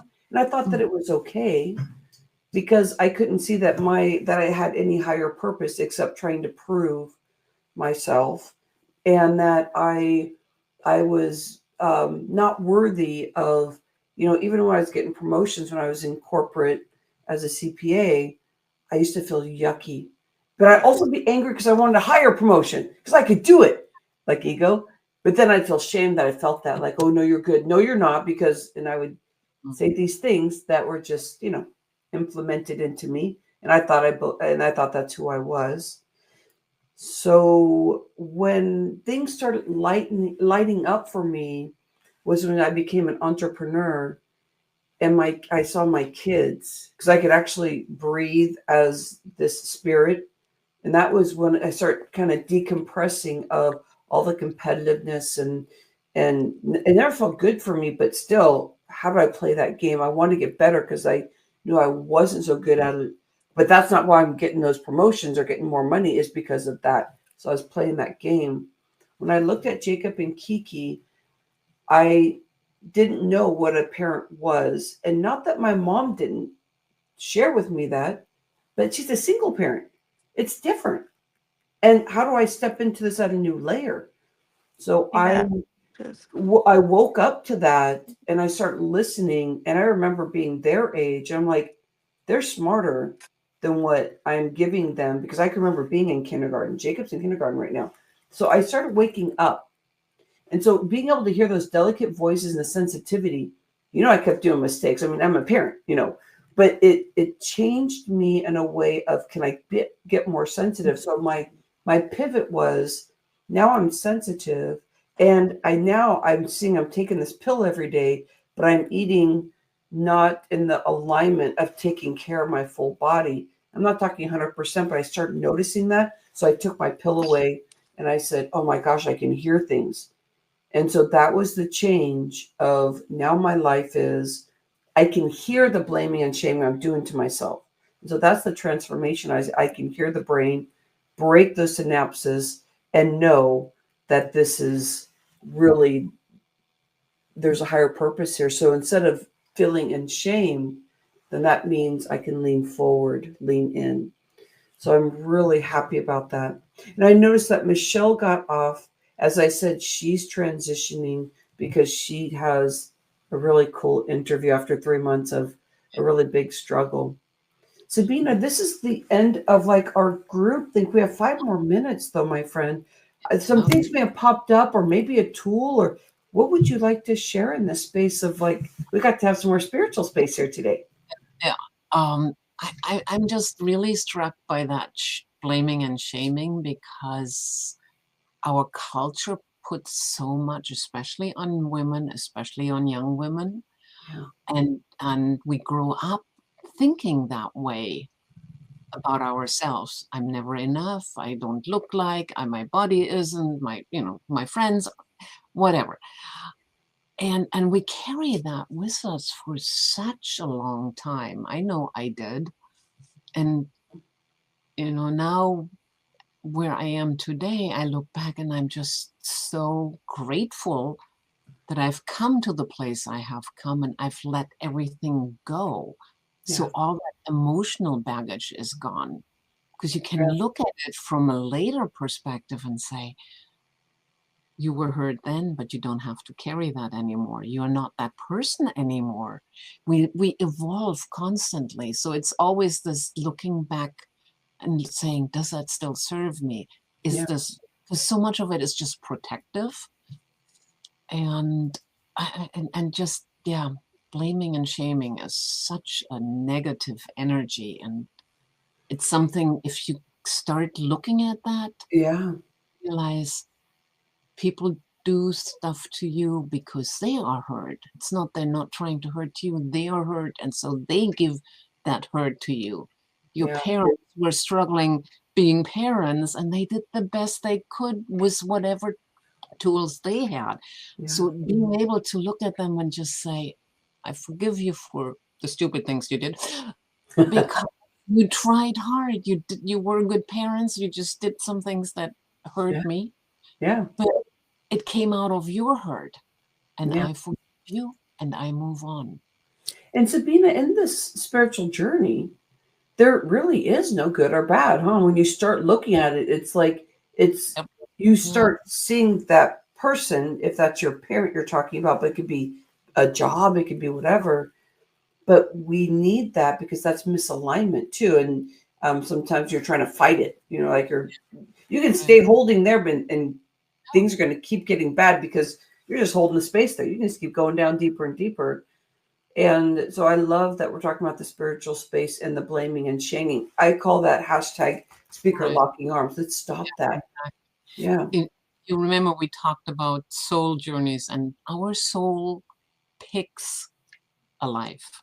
Yep. I picked my parents. I picked my brother. I picked what happened.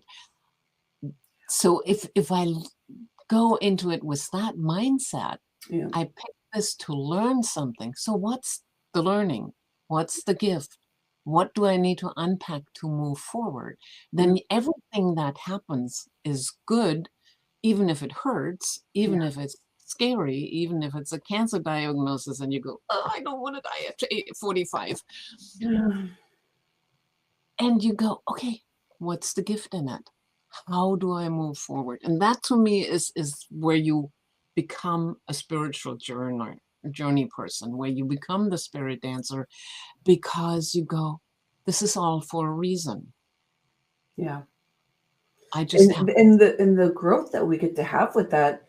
And we could take it to the physical body too, just of the healing part, is that your nervous system, your body holds a bigger space. So when somebody is trying to come at you because they're dealing with their own blaming and shaming, so they're going to come at you saying, well, I shouldn't be doing that. And they go, oh, you shouldn't be doing that. And somehow you can deflect it because it doesn't, you just see the empathy for that person, and you can have a better, bigger conversation. And that's what makes life so wonderful, is you stop reacting as much. And when we're going in big spaces of pivots in our life where we're like trying to grow something, a bigger, better relationship, or, business, or trying to expand more in the money that we're, trying to work with when we're doing business, whatever it is, those old patterns, we get challenged again. But I think the more that we get into the stepping in of the spiritual journey, then we get to go, oh, okay, that's right. I'm going into a new area. I'm learning more. Oh, how do I want to show up? Oh, yeah.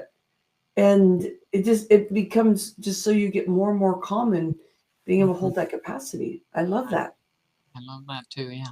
And it's also when you start looking at people under that lens of, they chose their life to learn specific things the way I chose my life to learn specific things. I don't want their life. They don't want my life.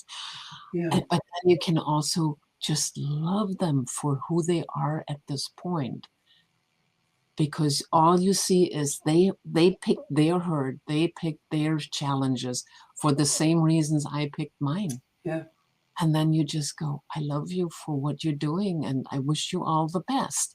Yeah. And when you start working with people on that level, Yeah. it's amazing. It's amazing. You can look at people that challenge you to the hilt. You can look at someone and you go, I would never want to be like that. But that's not it. That's your ego judgment. It totally is. It totally is. Yeah. And, relationships. The hardest thing is not blame and shame. The hardest thing is judgment in my opinion. I know. And but It's when constant. you start remembering what you're here for, and that judgment can come off, but it might take a while if it's something like really digs in deep, I know. I play those games with myself. Judgment. Guess what? Judgment. Guess what? And I had one really fun little eye-open experience. I was walking around. There was a person walking on the other side of the street, and I looked at that person, and I had a full story for that life in my head. And I kind of went, shoot, this is actually judgment. Yep. Look at the person. What do you see? And all I could say is, this is a man. He's at that age. He's dressing this way. I don't know anything else about him. Everything else I told myself about him was my story, judgment. And Sabina, if he was in your life, I know, and if he was in your life, those stories, you could still keep holding those stories, because that's all you're going to see about that person. And whatever he does good, you're not going to see that part. You're going to go like, okay, whatever. And you're going to keep focusing in like, that's true. That's why he's like that. And so that's why this half an hour conversation is incredible, because we're talking about, it just opens you up as a person. Yes. And it opens you up because you can love everybody. You may not agree with them. Sometimes you have political differences. That doesn't matter. But you can love everybody, because everybody picked their journey for specific reasons. And we are here as part of that. And that's it. And we just love each other. And I really, it's liberating. But it's awareness. Not caring and holding and trying to do things. It's like you really realize like you're trying to control, because you think that's the safest way. You don't really realize if you let it go, that means, I'm not controlling. I'm not trying to judge something, which is control. It's like you're trying to figure out what you do with that, And you can really go and have compassion for somebody. Yeah. And just send that message vibrationally of, I honor you for the life you picked. It's a hard life, and I honor you. Check mark.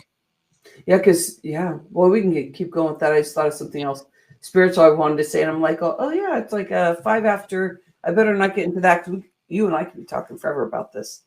Yeah, I'm going to transition here, and I'm going to go into the next one. When I started the show, I wanted to share with you, and I'm going to share the screen, that today I'm holding the space as the host of the show of this thing about how can we find safety in our life when there's all these other things going on. I think we really nailed it when we start talking to ourselves. I'm going to be sharing a screen here. We really nailed it by sitting with the spiritual space. You did an excellent job. So I was sharing at the top of the show that we're working the safety pillar here, and Ra was where we started talking. So that's going to be at the beginning of the show, probably midway in the first half an hour. I was speaking to Ra, and before I transitioned, before Sabine first came on, Sabine Goerke-Shrode. I want to go into empathy before Dirk comes in.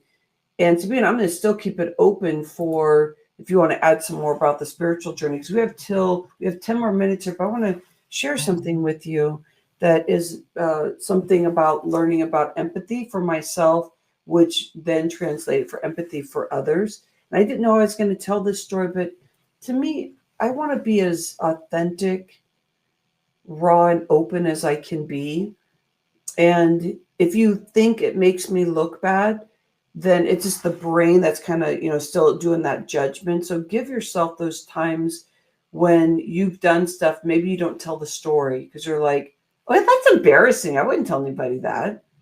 But the more that we tell these stories, the more we go, oh, this is the spiritual journey. Mm-hmm. So when I started working out, this is the story. I started working out when I was 14. And I did that because I was at a loss. And I kept talking to myself about death. I didn't think I was going to, transition out of here. I didn't think that at all. but it was that feeling of not being seen and heard. I just felt really lost. And so at 14, when I started going for jogs at dark time, so people couldn't see the pimples on my face because I was judging myself, and that I could run as long as I wanted. Nobody would say, Rhonda only jogged that block. She could have gone further. And that was the judgment on myself. So I had a lot of judgment on myself. So at 14, I wanted to find a way to make myself feel happier. And I found that way by working out. As time went on and developing in my teenage years, all of a sudden I started noticing that I was getting attention towards it. So my beginnings of working out, it was based on something so clean and pure, to now you're seeing magazine covers and I'm just buying all into it. And most of us did. We just thought, well, maybe that's what you're supposed to look like. And not everybody did, but I did. That was kind of the time. And so I started judging people on their body.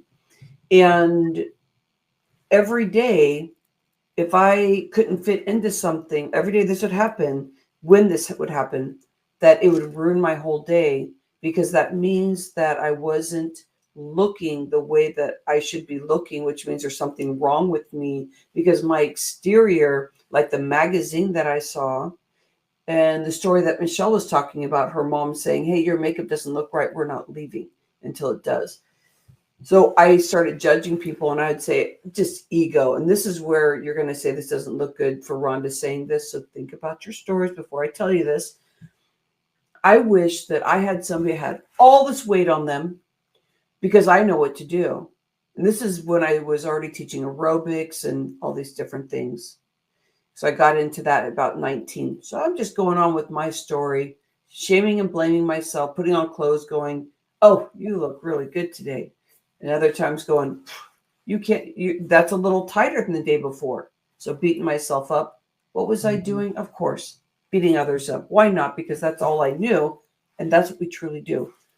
So that came true about having to take care of somebody who gained weight, and to learn the strategies how to get out of it. Guess who that was? Me. So, I mean, throughout my whole space of training and doing all those things, I didn't think about them that, I'm going to get them looking a certain way because they look bad, because I was starting to get more empathy when I started doing one-on-one and really learning. But I was the one who overnight, probably a few months, gained 60 pounds, 80 pounds. And it was when I decided to stop taking the medicine. Getting off the medicine was such a spiritual journey for me, and it was so incredible. But I was the person that had to take care of a bigger body because I asked for it when I was younger. I wish I had somebody. Ta-da! So what happened was, I'm a health coach, and then I am taking care of people physically with food also. And here I am at this point, probably 80 pounds on me. I woke up deeper in a spiritual sense.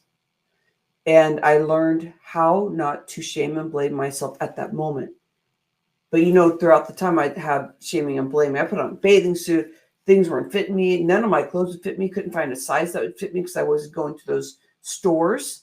Mm-hmm. And so I said, Rhonda, what are you going to do about this? This is part of your business, and this is part of who you are. And your husband married somebody that was that person, type A personality when it came to working out and doing all those things.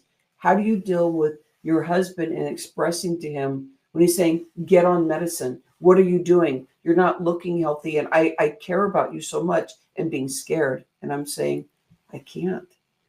So my body is saying, well, then you better step into it, because you're going to lose your life. You can barely breathe when you're sleeping. You have everything rushing on you. You're snoring big because you have no circulation. So think about that. Where have you been in your space when you finally got something that you asked for, but you didn't realize you asked for it? So that has been a spiritual awakening for me. That's the pivot of me going, let's start talking about that. That's all I want to say about that, because there's no judgment on my body or yours. I get to experience this. And if I gain weight, I get to experience that. And I'm on camera all the time. So what does that mean? I come back to my spiritual space and go, yeah, I asked for that. And what am I learning? So there's a lot of learnings and nuggets that I've gotten, and how I really truly believe that food and herbs are medicine. I'm not taking any medicine at all. So what's happening? Awakening more to my spiritual journey to calm my body when I'm scared about business, scared about life, scared about who I am, scared about weight gain, scared about my kids moving out. Whatever your scared factors are, bring that in, please, and coddle it. And know the reason why I shared this story is that I want you to expose yourself without the shaming and blaming, so you can claim how you're going to do your next step, so that you can really feel it. And you do, like, it's like painful, and you lose that pain from it, because you go, here, wait, I feel really good because I'm not showing up exactly the way I should. So now I should be feeling, raw. Yeah, I do, because I gained some extra weight because I didn't do this, and that. I feel raw. But the next word that I shared with you was empathy.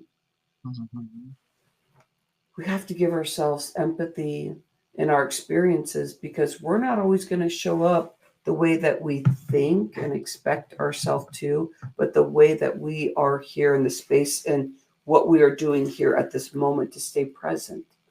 So I wanted to share that, because that's something that it's definitely a spiritual journey for me.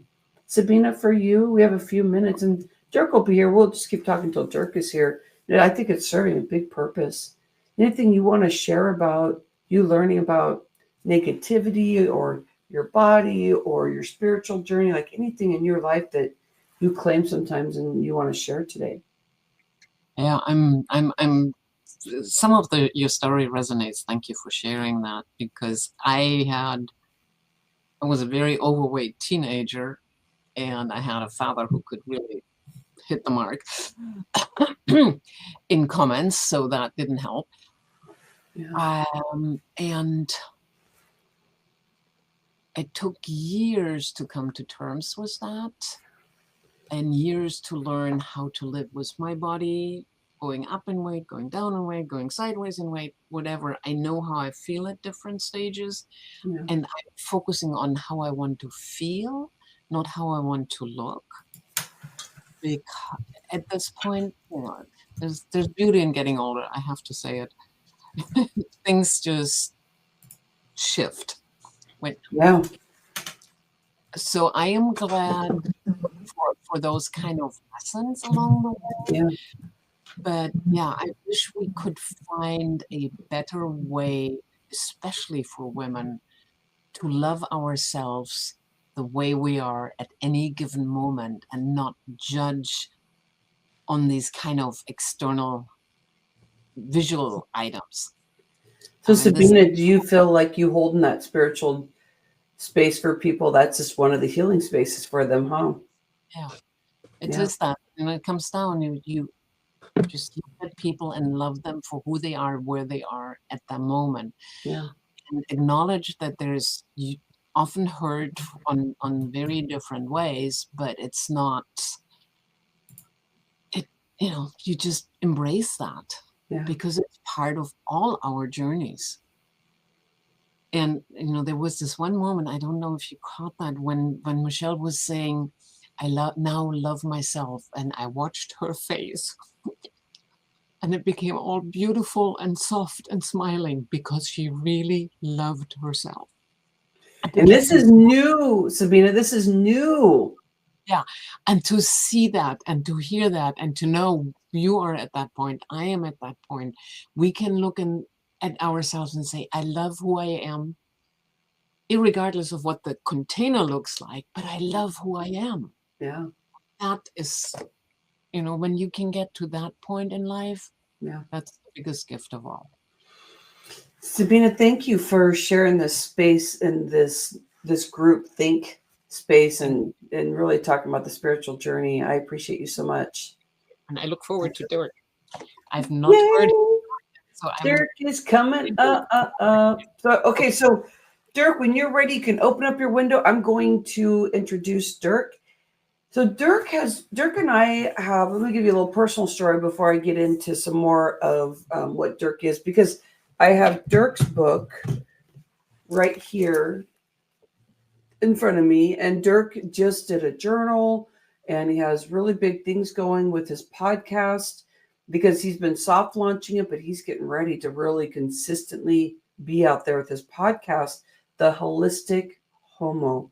I can't wait till we talk more about this with Dirk, because when we first started, Dirk and I were having these discovery conversations and getting, because we've known each other for years, but getting into these conversations about vocals and opening up and, and sharing, when like, hey, this is when I'm feeling this, this is when I'm out with my friends and people are saying this and they're not hearing me. And we start talking about that. And we're like, oh, here, wait, your podcast, we're launching your podcast. And so Dirk really honed in on that and has been opening his vocals and growing because he's really ready to support gay people and the journey, the special journey around that. I find that his podcast is for everyone because of the experiences that he's going to give you within that, because it's not just about the gay space. But when you start looking at Dirk's background, he holds a very strong space and being very open to support those people that are just coming out and sharing their story or just being proud together, because that is one of the things I want to talk about when I'm introducing Dirk. Well, first off, welcome in, Dirk. Hey, thank you, Rhonda. Thanks for having me. I'm so happy you're here, my friend. I always appreciate you being here and the things that we get to know about each other each time you come onto the show. We've done some great things together. We have, for sure. So and with your help, we're talking about vocals and finding our voice. The work I've done with you, Rhonda, has really helped me tap into all of that. And to Sabine's point about loving ourselves where we're at, I'll share a little bit more about that, but it's so important, that unconditional love for ourselves, that helped allow myself to have a voice and to be heard. So, and that's part of the reason for the podcast, to be a platform for others and be a safe space. I love it. All right. Well, let's get in with your introduction, my friend. And I love you so much, Dirk. I just love getting to know more and more about your story and the things you're currently learning and the things that you had to learn to where you are now. I just love having you here. Thank you so much. Thank you so much. All right, let's do what I wrote about Dirk, because I was just like, First, I showed you his book, Gay, Gray, and Fit After 50. This is incredible. This really inspires me, Dirk. Good. And for you to expose your body through this, and on Instagram, he has some great shots. Instagram, whoop, whoop. That was a big step. But I mean, the container you're holding is the love and the body, and bringing that together and the possibilities when you're not eating for emotion, but you're stepping in, because you have the M3, which is all around, the body, the spiritual mind, and then also with the food. And when you get into alignment, you're just displaying, hey, this is also part of your armor, which you've talked about also, but also the ability to transform to the way you vision your body. You get to have whatever you want. It's just the next step and stage of learning, and not anything but that, the M3 system. So we'll be able to play with that. But let's see what I wrote here. Dirk Schultz from Holistic Homo podcast is going to share a story about when he was shut down and actually homophobic. I said you're going to talk about that, but you may not, but just bringing it up is really important. Yeah, sure. And the journey he took to actualize his truth as a badass coach that represents how to live gay, gray, and fit after 50. Dirk believes that we all can age with style, increase your sex appeal, and live with more energy. I totally believe that too, Dirk. Welcome in, my friend. Thank you, Rhonda. Thank you for coming in and serving, my friend. Yeah, absolutely. No, I really, thanks for mentioning the M3 method, focusing around mindset, movement, and meals, both on the plate and those things that feed us off the plate, our relationships, our creativity, our spirituality, our relationships. And it's really about honoring ourselves at every age and every stage of life. I had the good fortune. I was thinking about this question, Rhonda, about when I felt shut down, felt my voice shut down. And honestly, Rhonda, I couldn't pinpoint one time. It's actually been a lot of my life. What I mean by that is growing up, love my mother, God bless her, but we always had this messaging that said, what are people going to think? What are people going to think? Don't say that, but because what are people going to think? And honestly, even till a little while ago, even before I started writing the book, I'm like, oh shit, what are people going to think? If I put gay, gray, and fit after 50 out there, what are people going to think? And that shut me down. It wasn't any one event. It was the narrative that I took on from the messaging I received at a young age. So I would walk, opportunities would present themselves, Rhonda, and I would walk to the door, but very seldom did I ever walk through the door because I didn't own my voice. I didn't own who I truly was authentically as a gay man.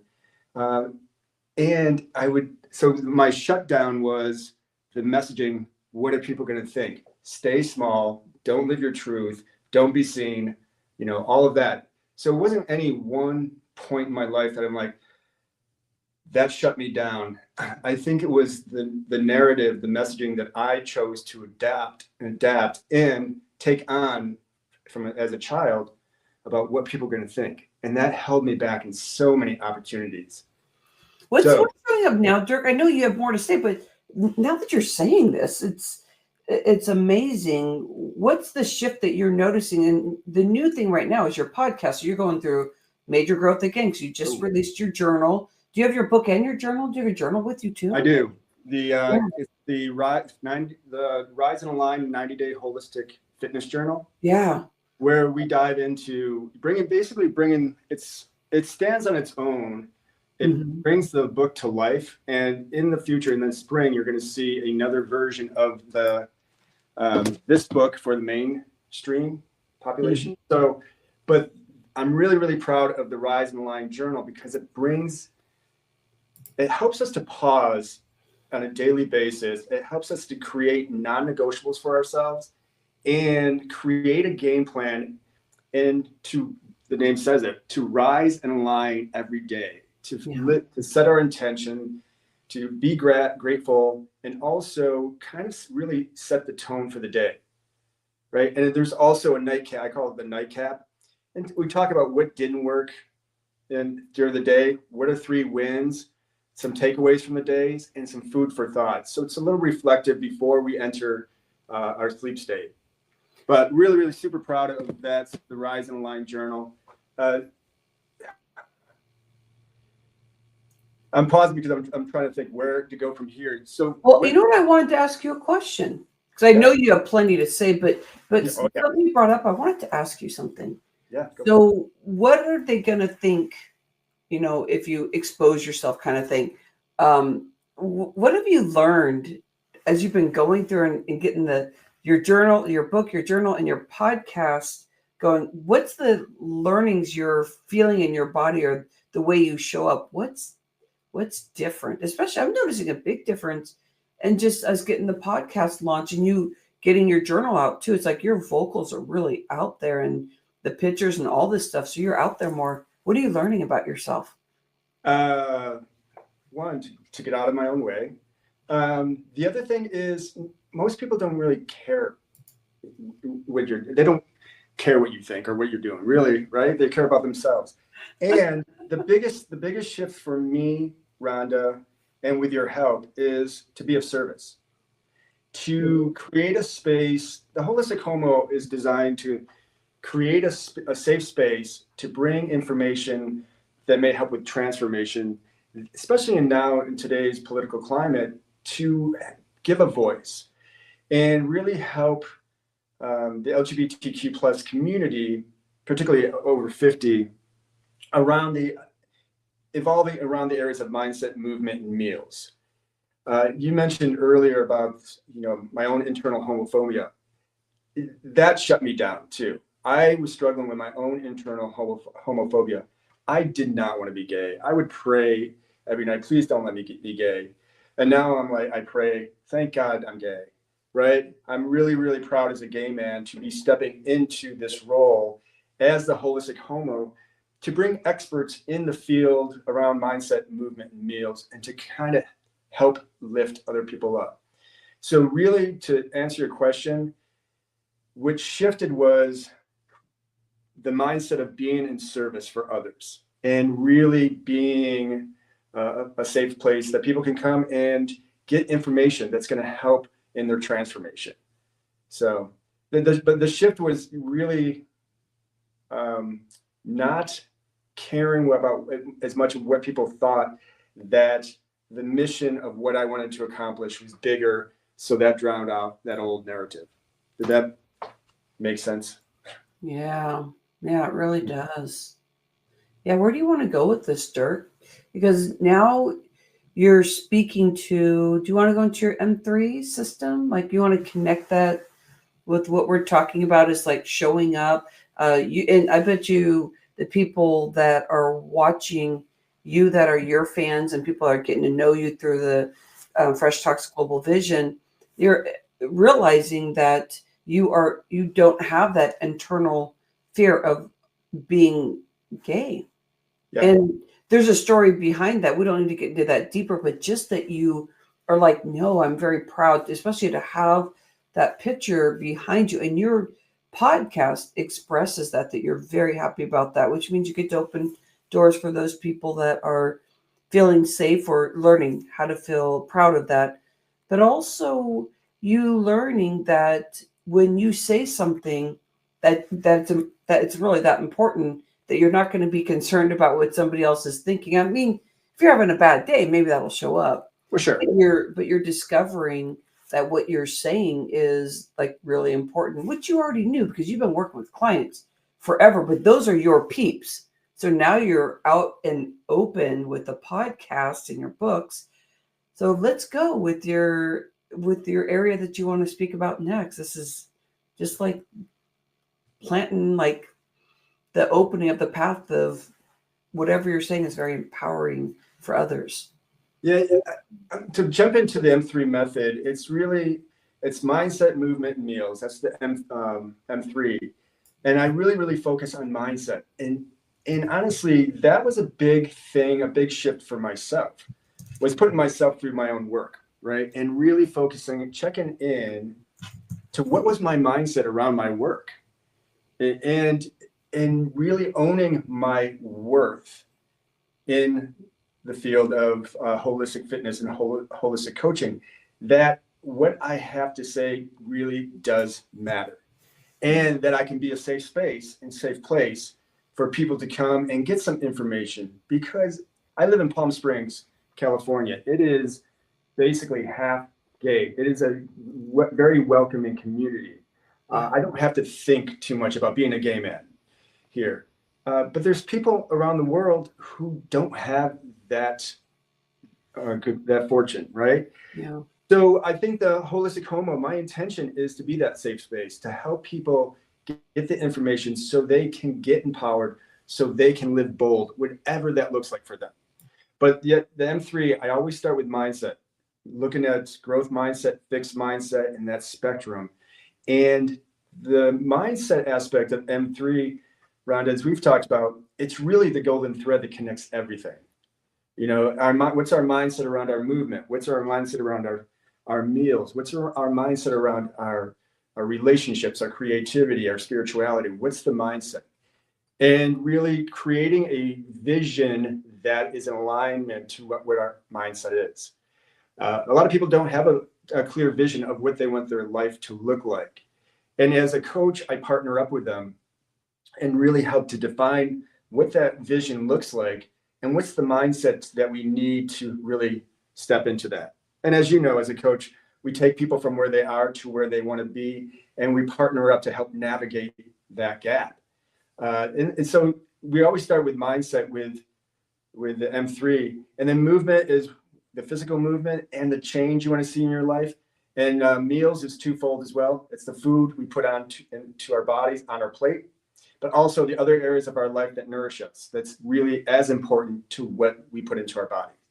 So who do we surround ourselves with? And it's being aware of all the BS that's out there that's trying to derail, distract, or drain us. So it's really about this a mindset. And the journal, to me, the Rise and Line journal helps to set the tone, and it helps to set accountability so we can become our own best coaches. I'm pulling out your book. I think you love it. I pull out your book. You go, yeah, I said that. Because Yeah. your book is written really well. Thank you. It I love was a 6 month. It was a 6 month process that took 2.5 years. Some people never drop their book. Sometimes they just leave it out there like, oh, I'll finish it. Well, Rhonda, you did it. Well, what will they think?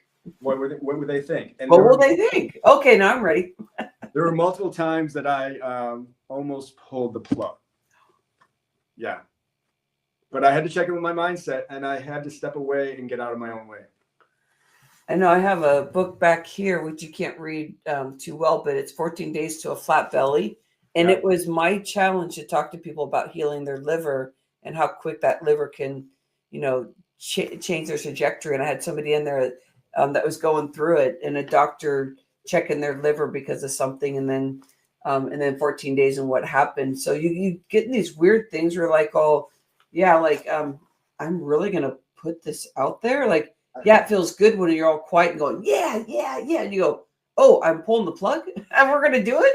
Yeah. Because this is a very bold statement. And I love the banner too. We're talking about your podcast. It's a very bold, which I find very sexy. Like, sexy to me is like being open and being scared at the same time, but you're open to, you're like, I'm going to do that because I can hear, with my clients and when I'm talking to them that this stuff is really important.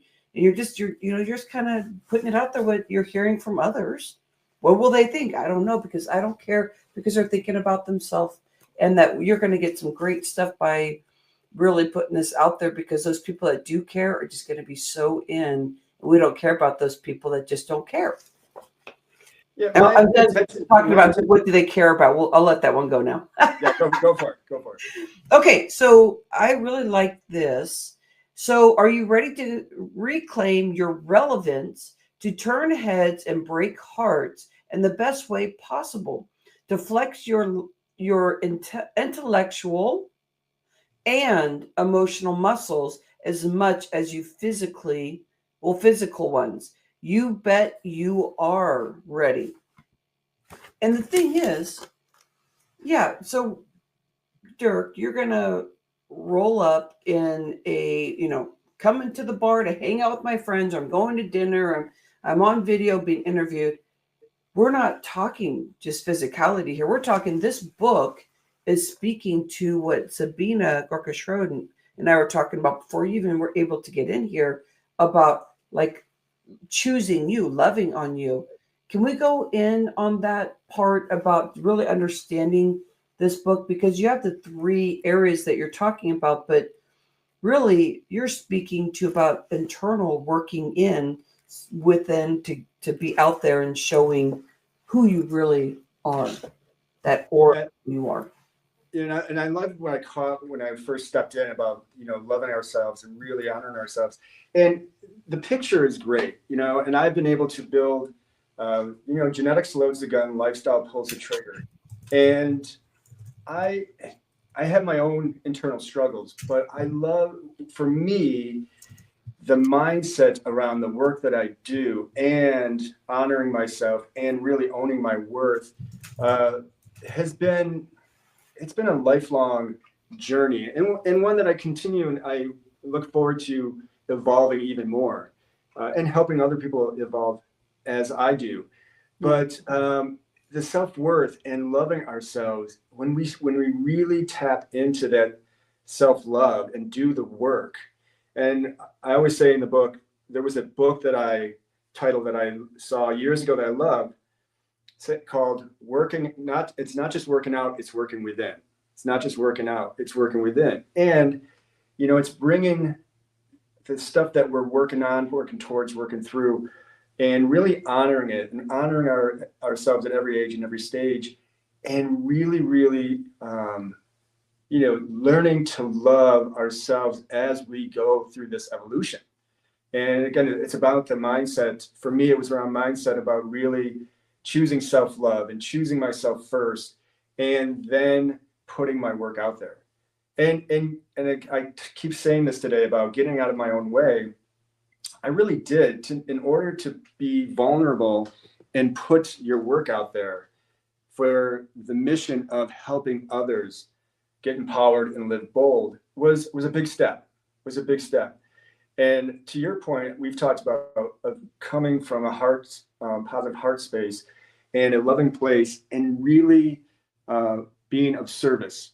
That's kind of what's been driving me and pulling me forward when I didn't feel like pressing, edit or pressing send for the final edits to launch all this stuff. And even this, the holistic Homo was a big step, because I was putting myself out there in a vulnerable way.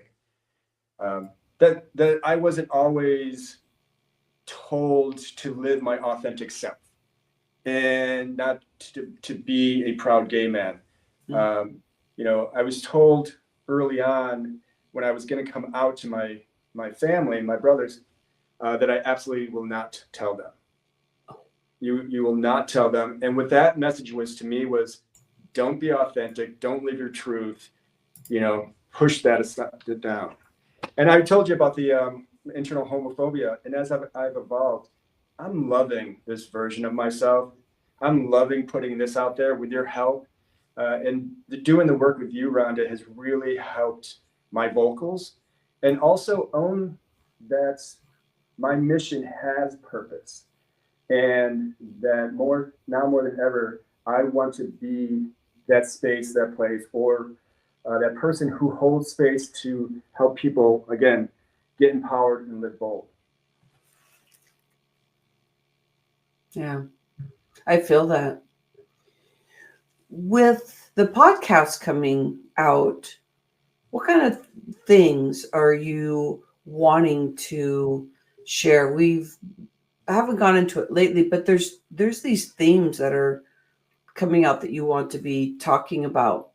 How does that feel for you? Or you're going to create it right now for everybody right now? I'm ready right now. What am I doing? Yeah. No, as far as the podcast, again, I'm going to bring topics in that are relevant to the LGBTQ plus community. And as you mentioned, you don't have to be gay or gray or over 50 to benefit from the wisdom that we're going to share on the podcast. It is really about just living authentically, loving ourselves as we are, as we continue on this journey, this gift of life that we've been given. And really being, I always wrap up my classes with, go be the light for others who cannot be the light for themselves. Go be the light for others who cannot be the light for themselves. And that's what I want the podcast to be. I want the podcast to be a place that people come, they get information around mindset, movement, and meals. I'll talk about topics on the podcast. I will bring experts in to talk about different topics. You're going to be one of my guests on the podcast. Yeah, well. Thank you. I'll accept that. Yeah, I look forward to that. And it's really about, looking at a lot of these topics that we're facing as we age, and how do we love ourselves, and how do we age with grace and style, and how do we stay relevant at every age and every stage of life. And I think, society kind of tells us what we should be doing or how we should be looking, and body beautiful and youth. Let's focus on youth. And we discount the life experience that we all have, and the beauty that's inside of us from that life experience. Yeah, my exterior can look like this, but that's my armor we've talked about. It's just part of the vehicle. Yeah. The mission is really about helping others, find what works best for them and empower people to, and that's what the book is about. It doesn't give you any like, do this, don't do this, that. It just empowers you to think for yourself and find out what works best for you in your life. Yeah. Everything's bio-individual, our spirituality, our physicality. It's finding what works for us. We talk about with food, one person's food is another person's poison. Same thing with movement, finding what works best for you. And then, checking in with yourself and figuring out, what do I want? What do I want this next phase of my life to look like? And loving ourselves as we are, as we enter into this journey, this next phase. Because we don't know how many more summers we have left on this planet. How can we bring kindness and love to other people as we go through it? Yeah, I think the hardest thing is when we actually take for granted this life, because age has nothing to do with how long we're going to be here on Earth. Right. And that is something we really want to step into. I'm excited to get to know more about what you're going to be doing with your podcast, because the last interview that we did, somebody who's been watching you kind of got to know you more and really understand that, that's a yes. And I think they were already yes before, but it just that you're opening your vocals even more than what you were before. You're expanding and growing really quick. And I can see this affecting your business in a way of helping you help more people. And that to me is amazing. Really is. We need more people out there like you that are heart-centered. Like I know our room is here, the Fresh Talks Global Vision, but there's people who are struggling with this. There are people who struggle with this. And again, I wanted to be, to your point about this person who became a client, they saw me on your last podcast, and we were talking about the holistic Homo, and they were shocked that I even had this picture and this, the holistic Homo banner up there. But what it did was it gave, by me standing here and owning my truth and living authentically, it gave them permission to step forward a little bit more in their journey. So they were like, okay, if he's doing this, I can step forward a little bit more in my own journey. And that's what I want to do. That's what my mission is to just, empower people. I keep saying empower people to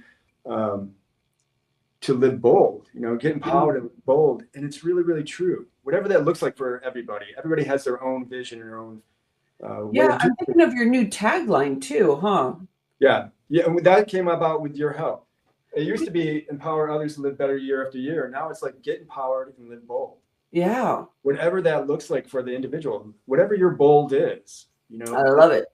And the podcast is to help give the information so people can pick and choose what empowers them and also define what their bold looks like. Yeah, I love it. Okay, this is great. Dirk, is there anything else we need to talk about? You've been here on your time. I know that we only have about 15 more minutes of this show. And I'm getting ready to do the closing ceremony, but I don't want to leave until we are going to give the website. Yes. So they can get connected with you. Yes. And that's going to be dirkschultz.com. dirkschultz.com. And in dirkschultz.com, people can go and check out the journal, the 90-day Rise and Align 90-day Holistic Fitness Journal. Mm-hmm. And again, this is a great place to kind of set the tone for your day. And even if it's not my journal, I really encourage people to take some time in the beginning of the day to set the tone for the day before the day gets hijacked by phones, electronics, people, whatever that looks like. Give yourself that time to help set the tone. And then the Gay, Gray, and Fit After 50 is, you can check that out on the website as well. And again, you don't have to be gay, gray, or over 50 to benefit from the wisdom of the book. So I love it. Okay, so Dirk, I'm going to do what I think your beginning of your podcast should be. I did this last time when we did an interview for you, because that was your soft opening when I interviewed you. I know we were holding the space, but it was really just like, hey, Dirk is coming out with his podcast. So, okay, so I'm going to transition and say thank you, Dirk, for being here, but I'm going to read the part that I want you. I have notes all over through your book. This is my learnings. I love it. And thank you, Rhonda, for holding the space and inviting me on here, and also helping me gain the tools to use my vocals in my mission. And as we continue to work together, I'm looking forward more and more to what that's going to look like, and I'm excited. Me too. I'm not worried about what people think.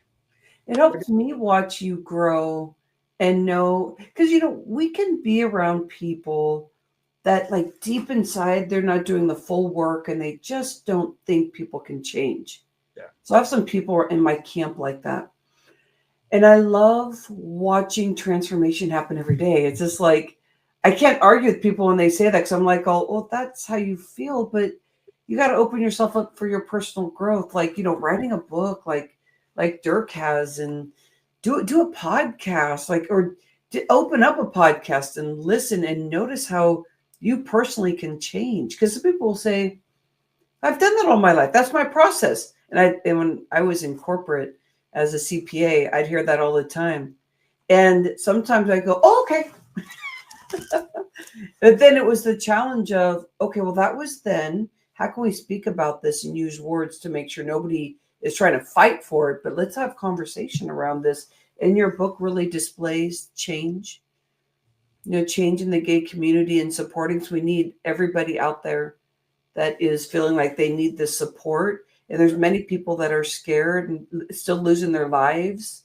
And you're here to say, come listen and let's start talking about that. We really are normal people.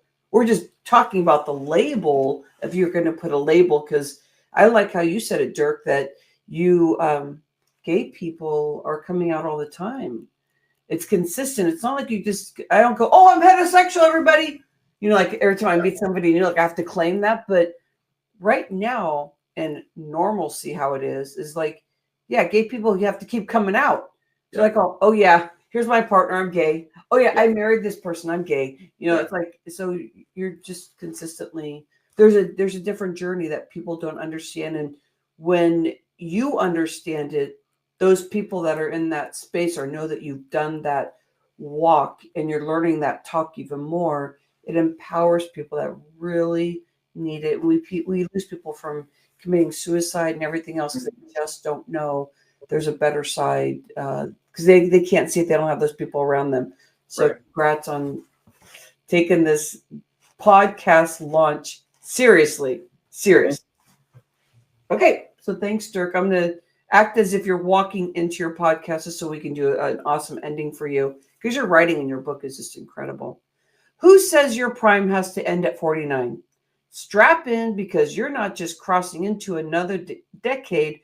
You're stepping into a golden renaissance of self-discovery, transformation, and wait for it, sizzling sex appeal. Being a badass gay man over 50 isn't a footnote. It's a headliner. Bum, bada, bum, bum, bum, bum, bum.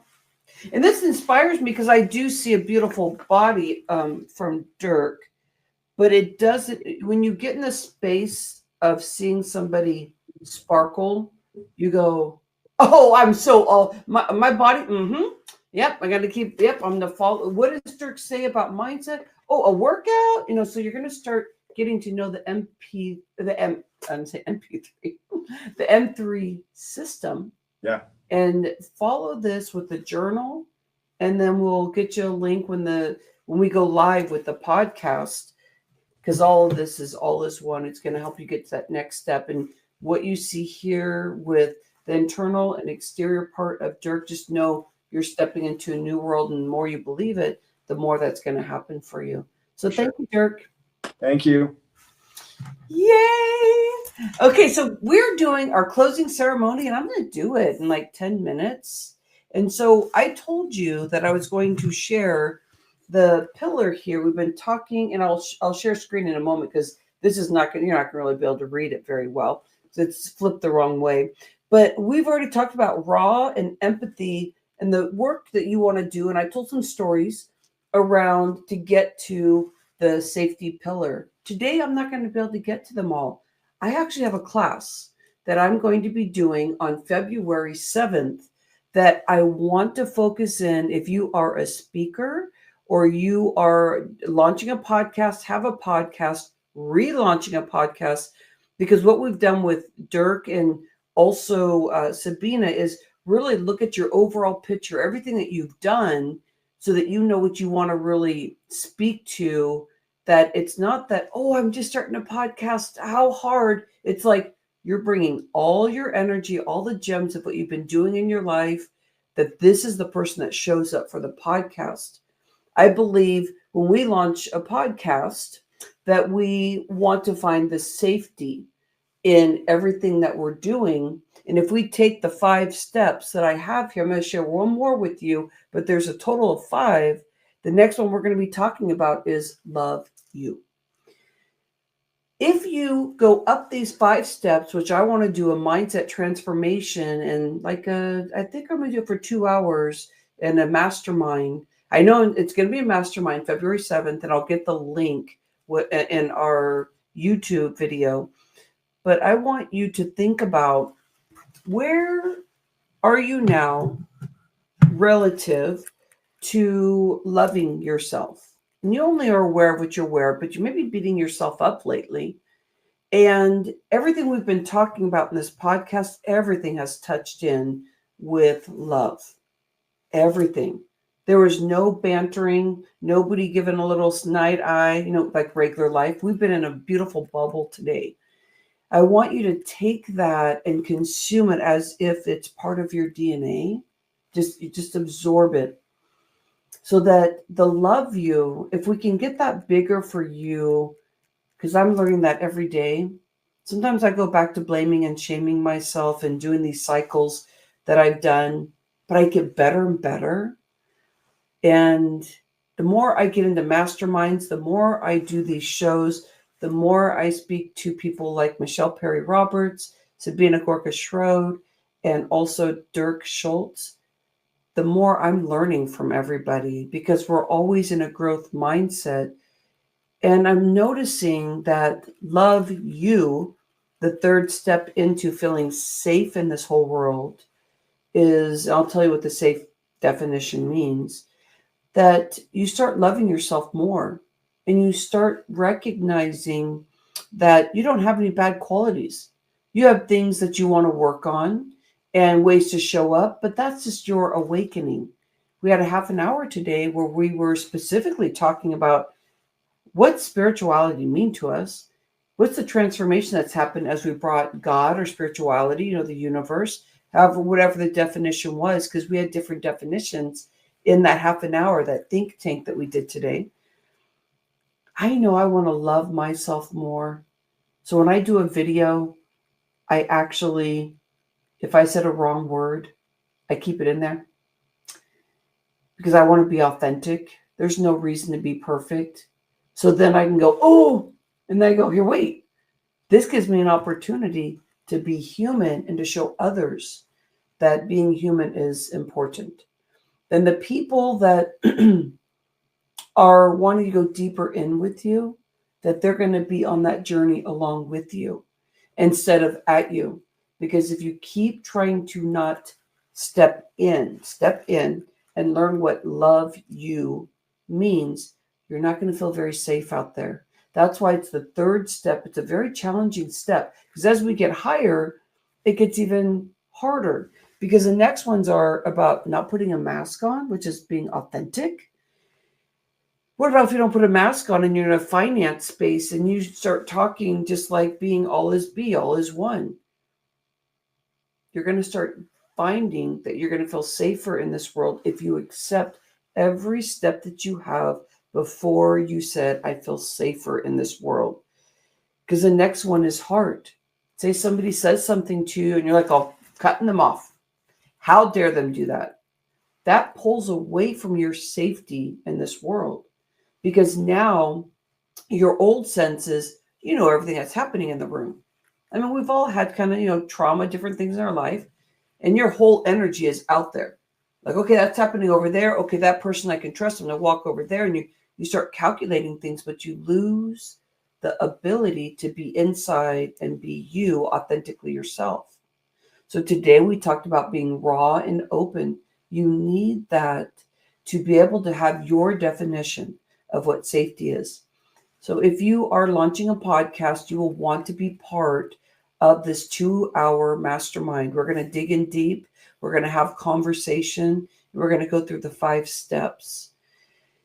If you are launching something, if you are just trying to step into your day, your definition of safety may be different than somebody else's. What is your definition of safety? It might just mean that you step yourself outside the door.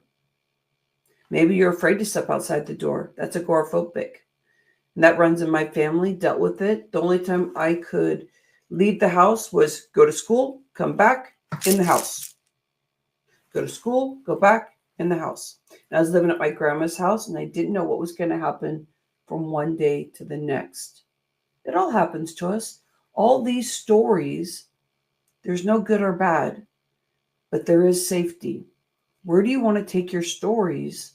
That's where you're going to find all the steps so that you walk into a door, you open it, no matter who's in there, you're authentically being yourself. You find a way to be in your heart. You find your way to find your vocals. You're not going to shut down because somebody looks at you weird and goes, oh, you're one of those people. And you go, I don't see that. But I see that person that really is like smiling at me. And all of a sudden, you're not trying to prove yourself to anybody. That's your experience of being safe. So Fresh Talks Global Vision, I hope that me being the host and producer of this space, that I was able to hold that for you, because I think of this as another entity when I think of Fresh Talks Global Vision. I believe that we are here, hashtag speaker locking arms. We keep opening our vocals and we keep connecting with people and not competing in a low, degraded way. We compete with ourselves in how much more growth can I have? How much spirituality can I grow into so that I find my safety space, my freedom, my safety, my healing, and I just keep growing in my business and my lifestyle and my health. It's all as one. If you talk about one thing, it connects with everything. So thank you for being here for this wonderful 3-hour show. If you come in at different spots, make sure you get it from the beginning, because I went in deep with raw. I went in deep with empathy. You got to share time with Sabine Goerke-Shrode. Sabine, thank you for being with us today. I appreciate how many times you have been in sharing this time. And then also for Dirk, thank you, Dirk, for being with us. I appreciate everybody and love you so much. Mwah. Namaste. Appreciate you. I'm so excited. We did it again. Yeah. Woo-hoo. Bye-bye. Oh, Sabina's back. Sabina, it's straight up time to leave. I wanted to say hello to you and say goodbye to you. Yeah, thank you. This was beautiful, as always. Always love it. Loved meeting Dirk. I hadn't heard his story yet, so that was really fascinating to see his. I love how we're all coming at it with very similar words, yet totally different approaches, and how that comes together. It's just fascinating to me. So this was a great show. Thank you. I love that. I love those different angles, huh? Yeah. Because we catch it. It's seriously a mastermind every time we get an opportunity to do it. So thank you, my friend, for serving here today. You've been here 20 million times, and I really appreciate you. I love it. And, I have grown along the way from deer in the headlight moments to, sure, I can do this. Yeah. My learning curve has been big on this. Before you leave, can we talk just a moment about Spirit Dance? Yes. Spirit Dancers podcast. When you've been busy with different things, so we took a little bit of hiatus, but we were doing soft launch anyway.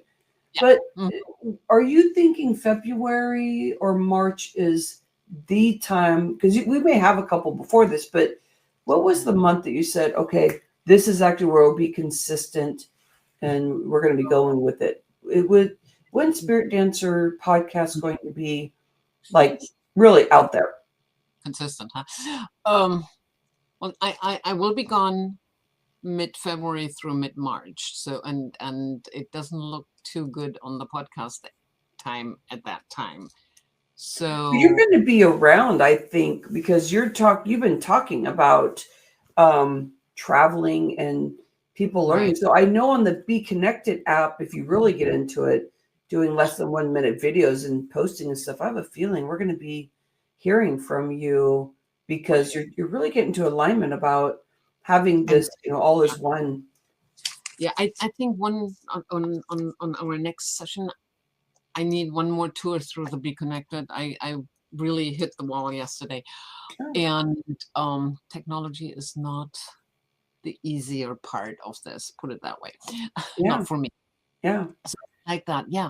Because it would be fun to do something, especially if there is time or places, because where I'm going is going to be very amazing. So yeah, so did you hear this, audience? This is really cool. You're organically seeing things happen here. You know what, Sabina? I think when you feel inspired, that if you want to be able to just spend your space in with Be Connected about your journey, you can do those quick little synapses of less than a minute speaking about where you are and what's shifting as a spirit dancer and whatever about living in a lifestyle where you're really in alignment. If you're at home and if you're out, traveling, that you get to bring all of that together and that energy all as one. So let's work on that next.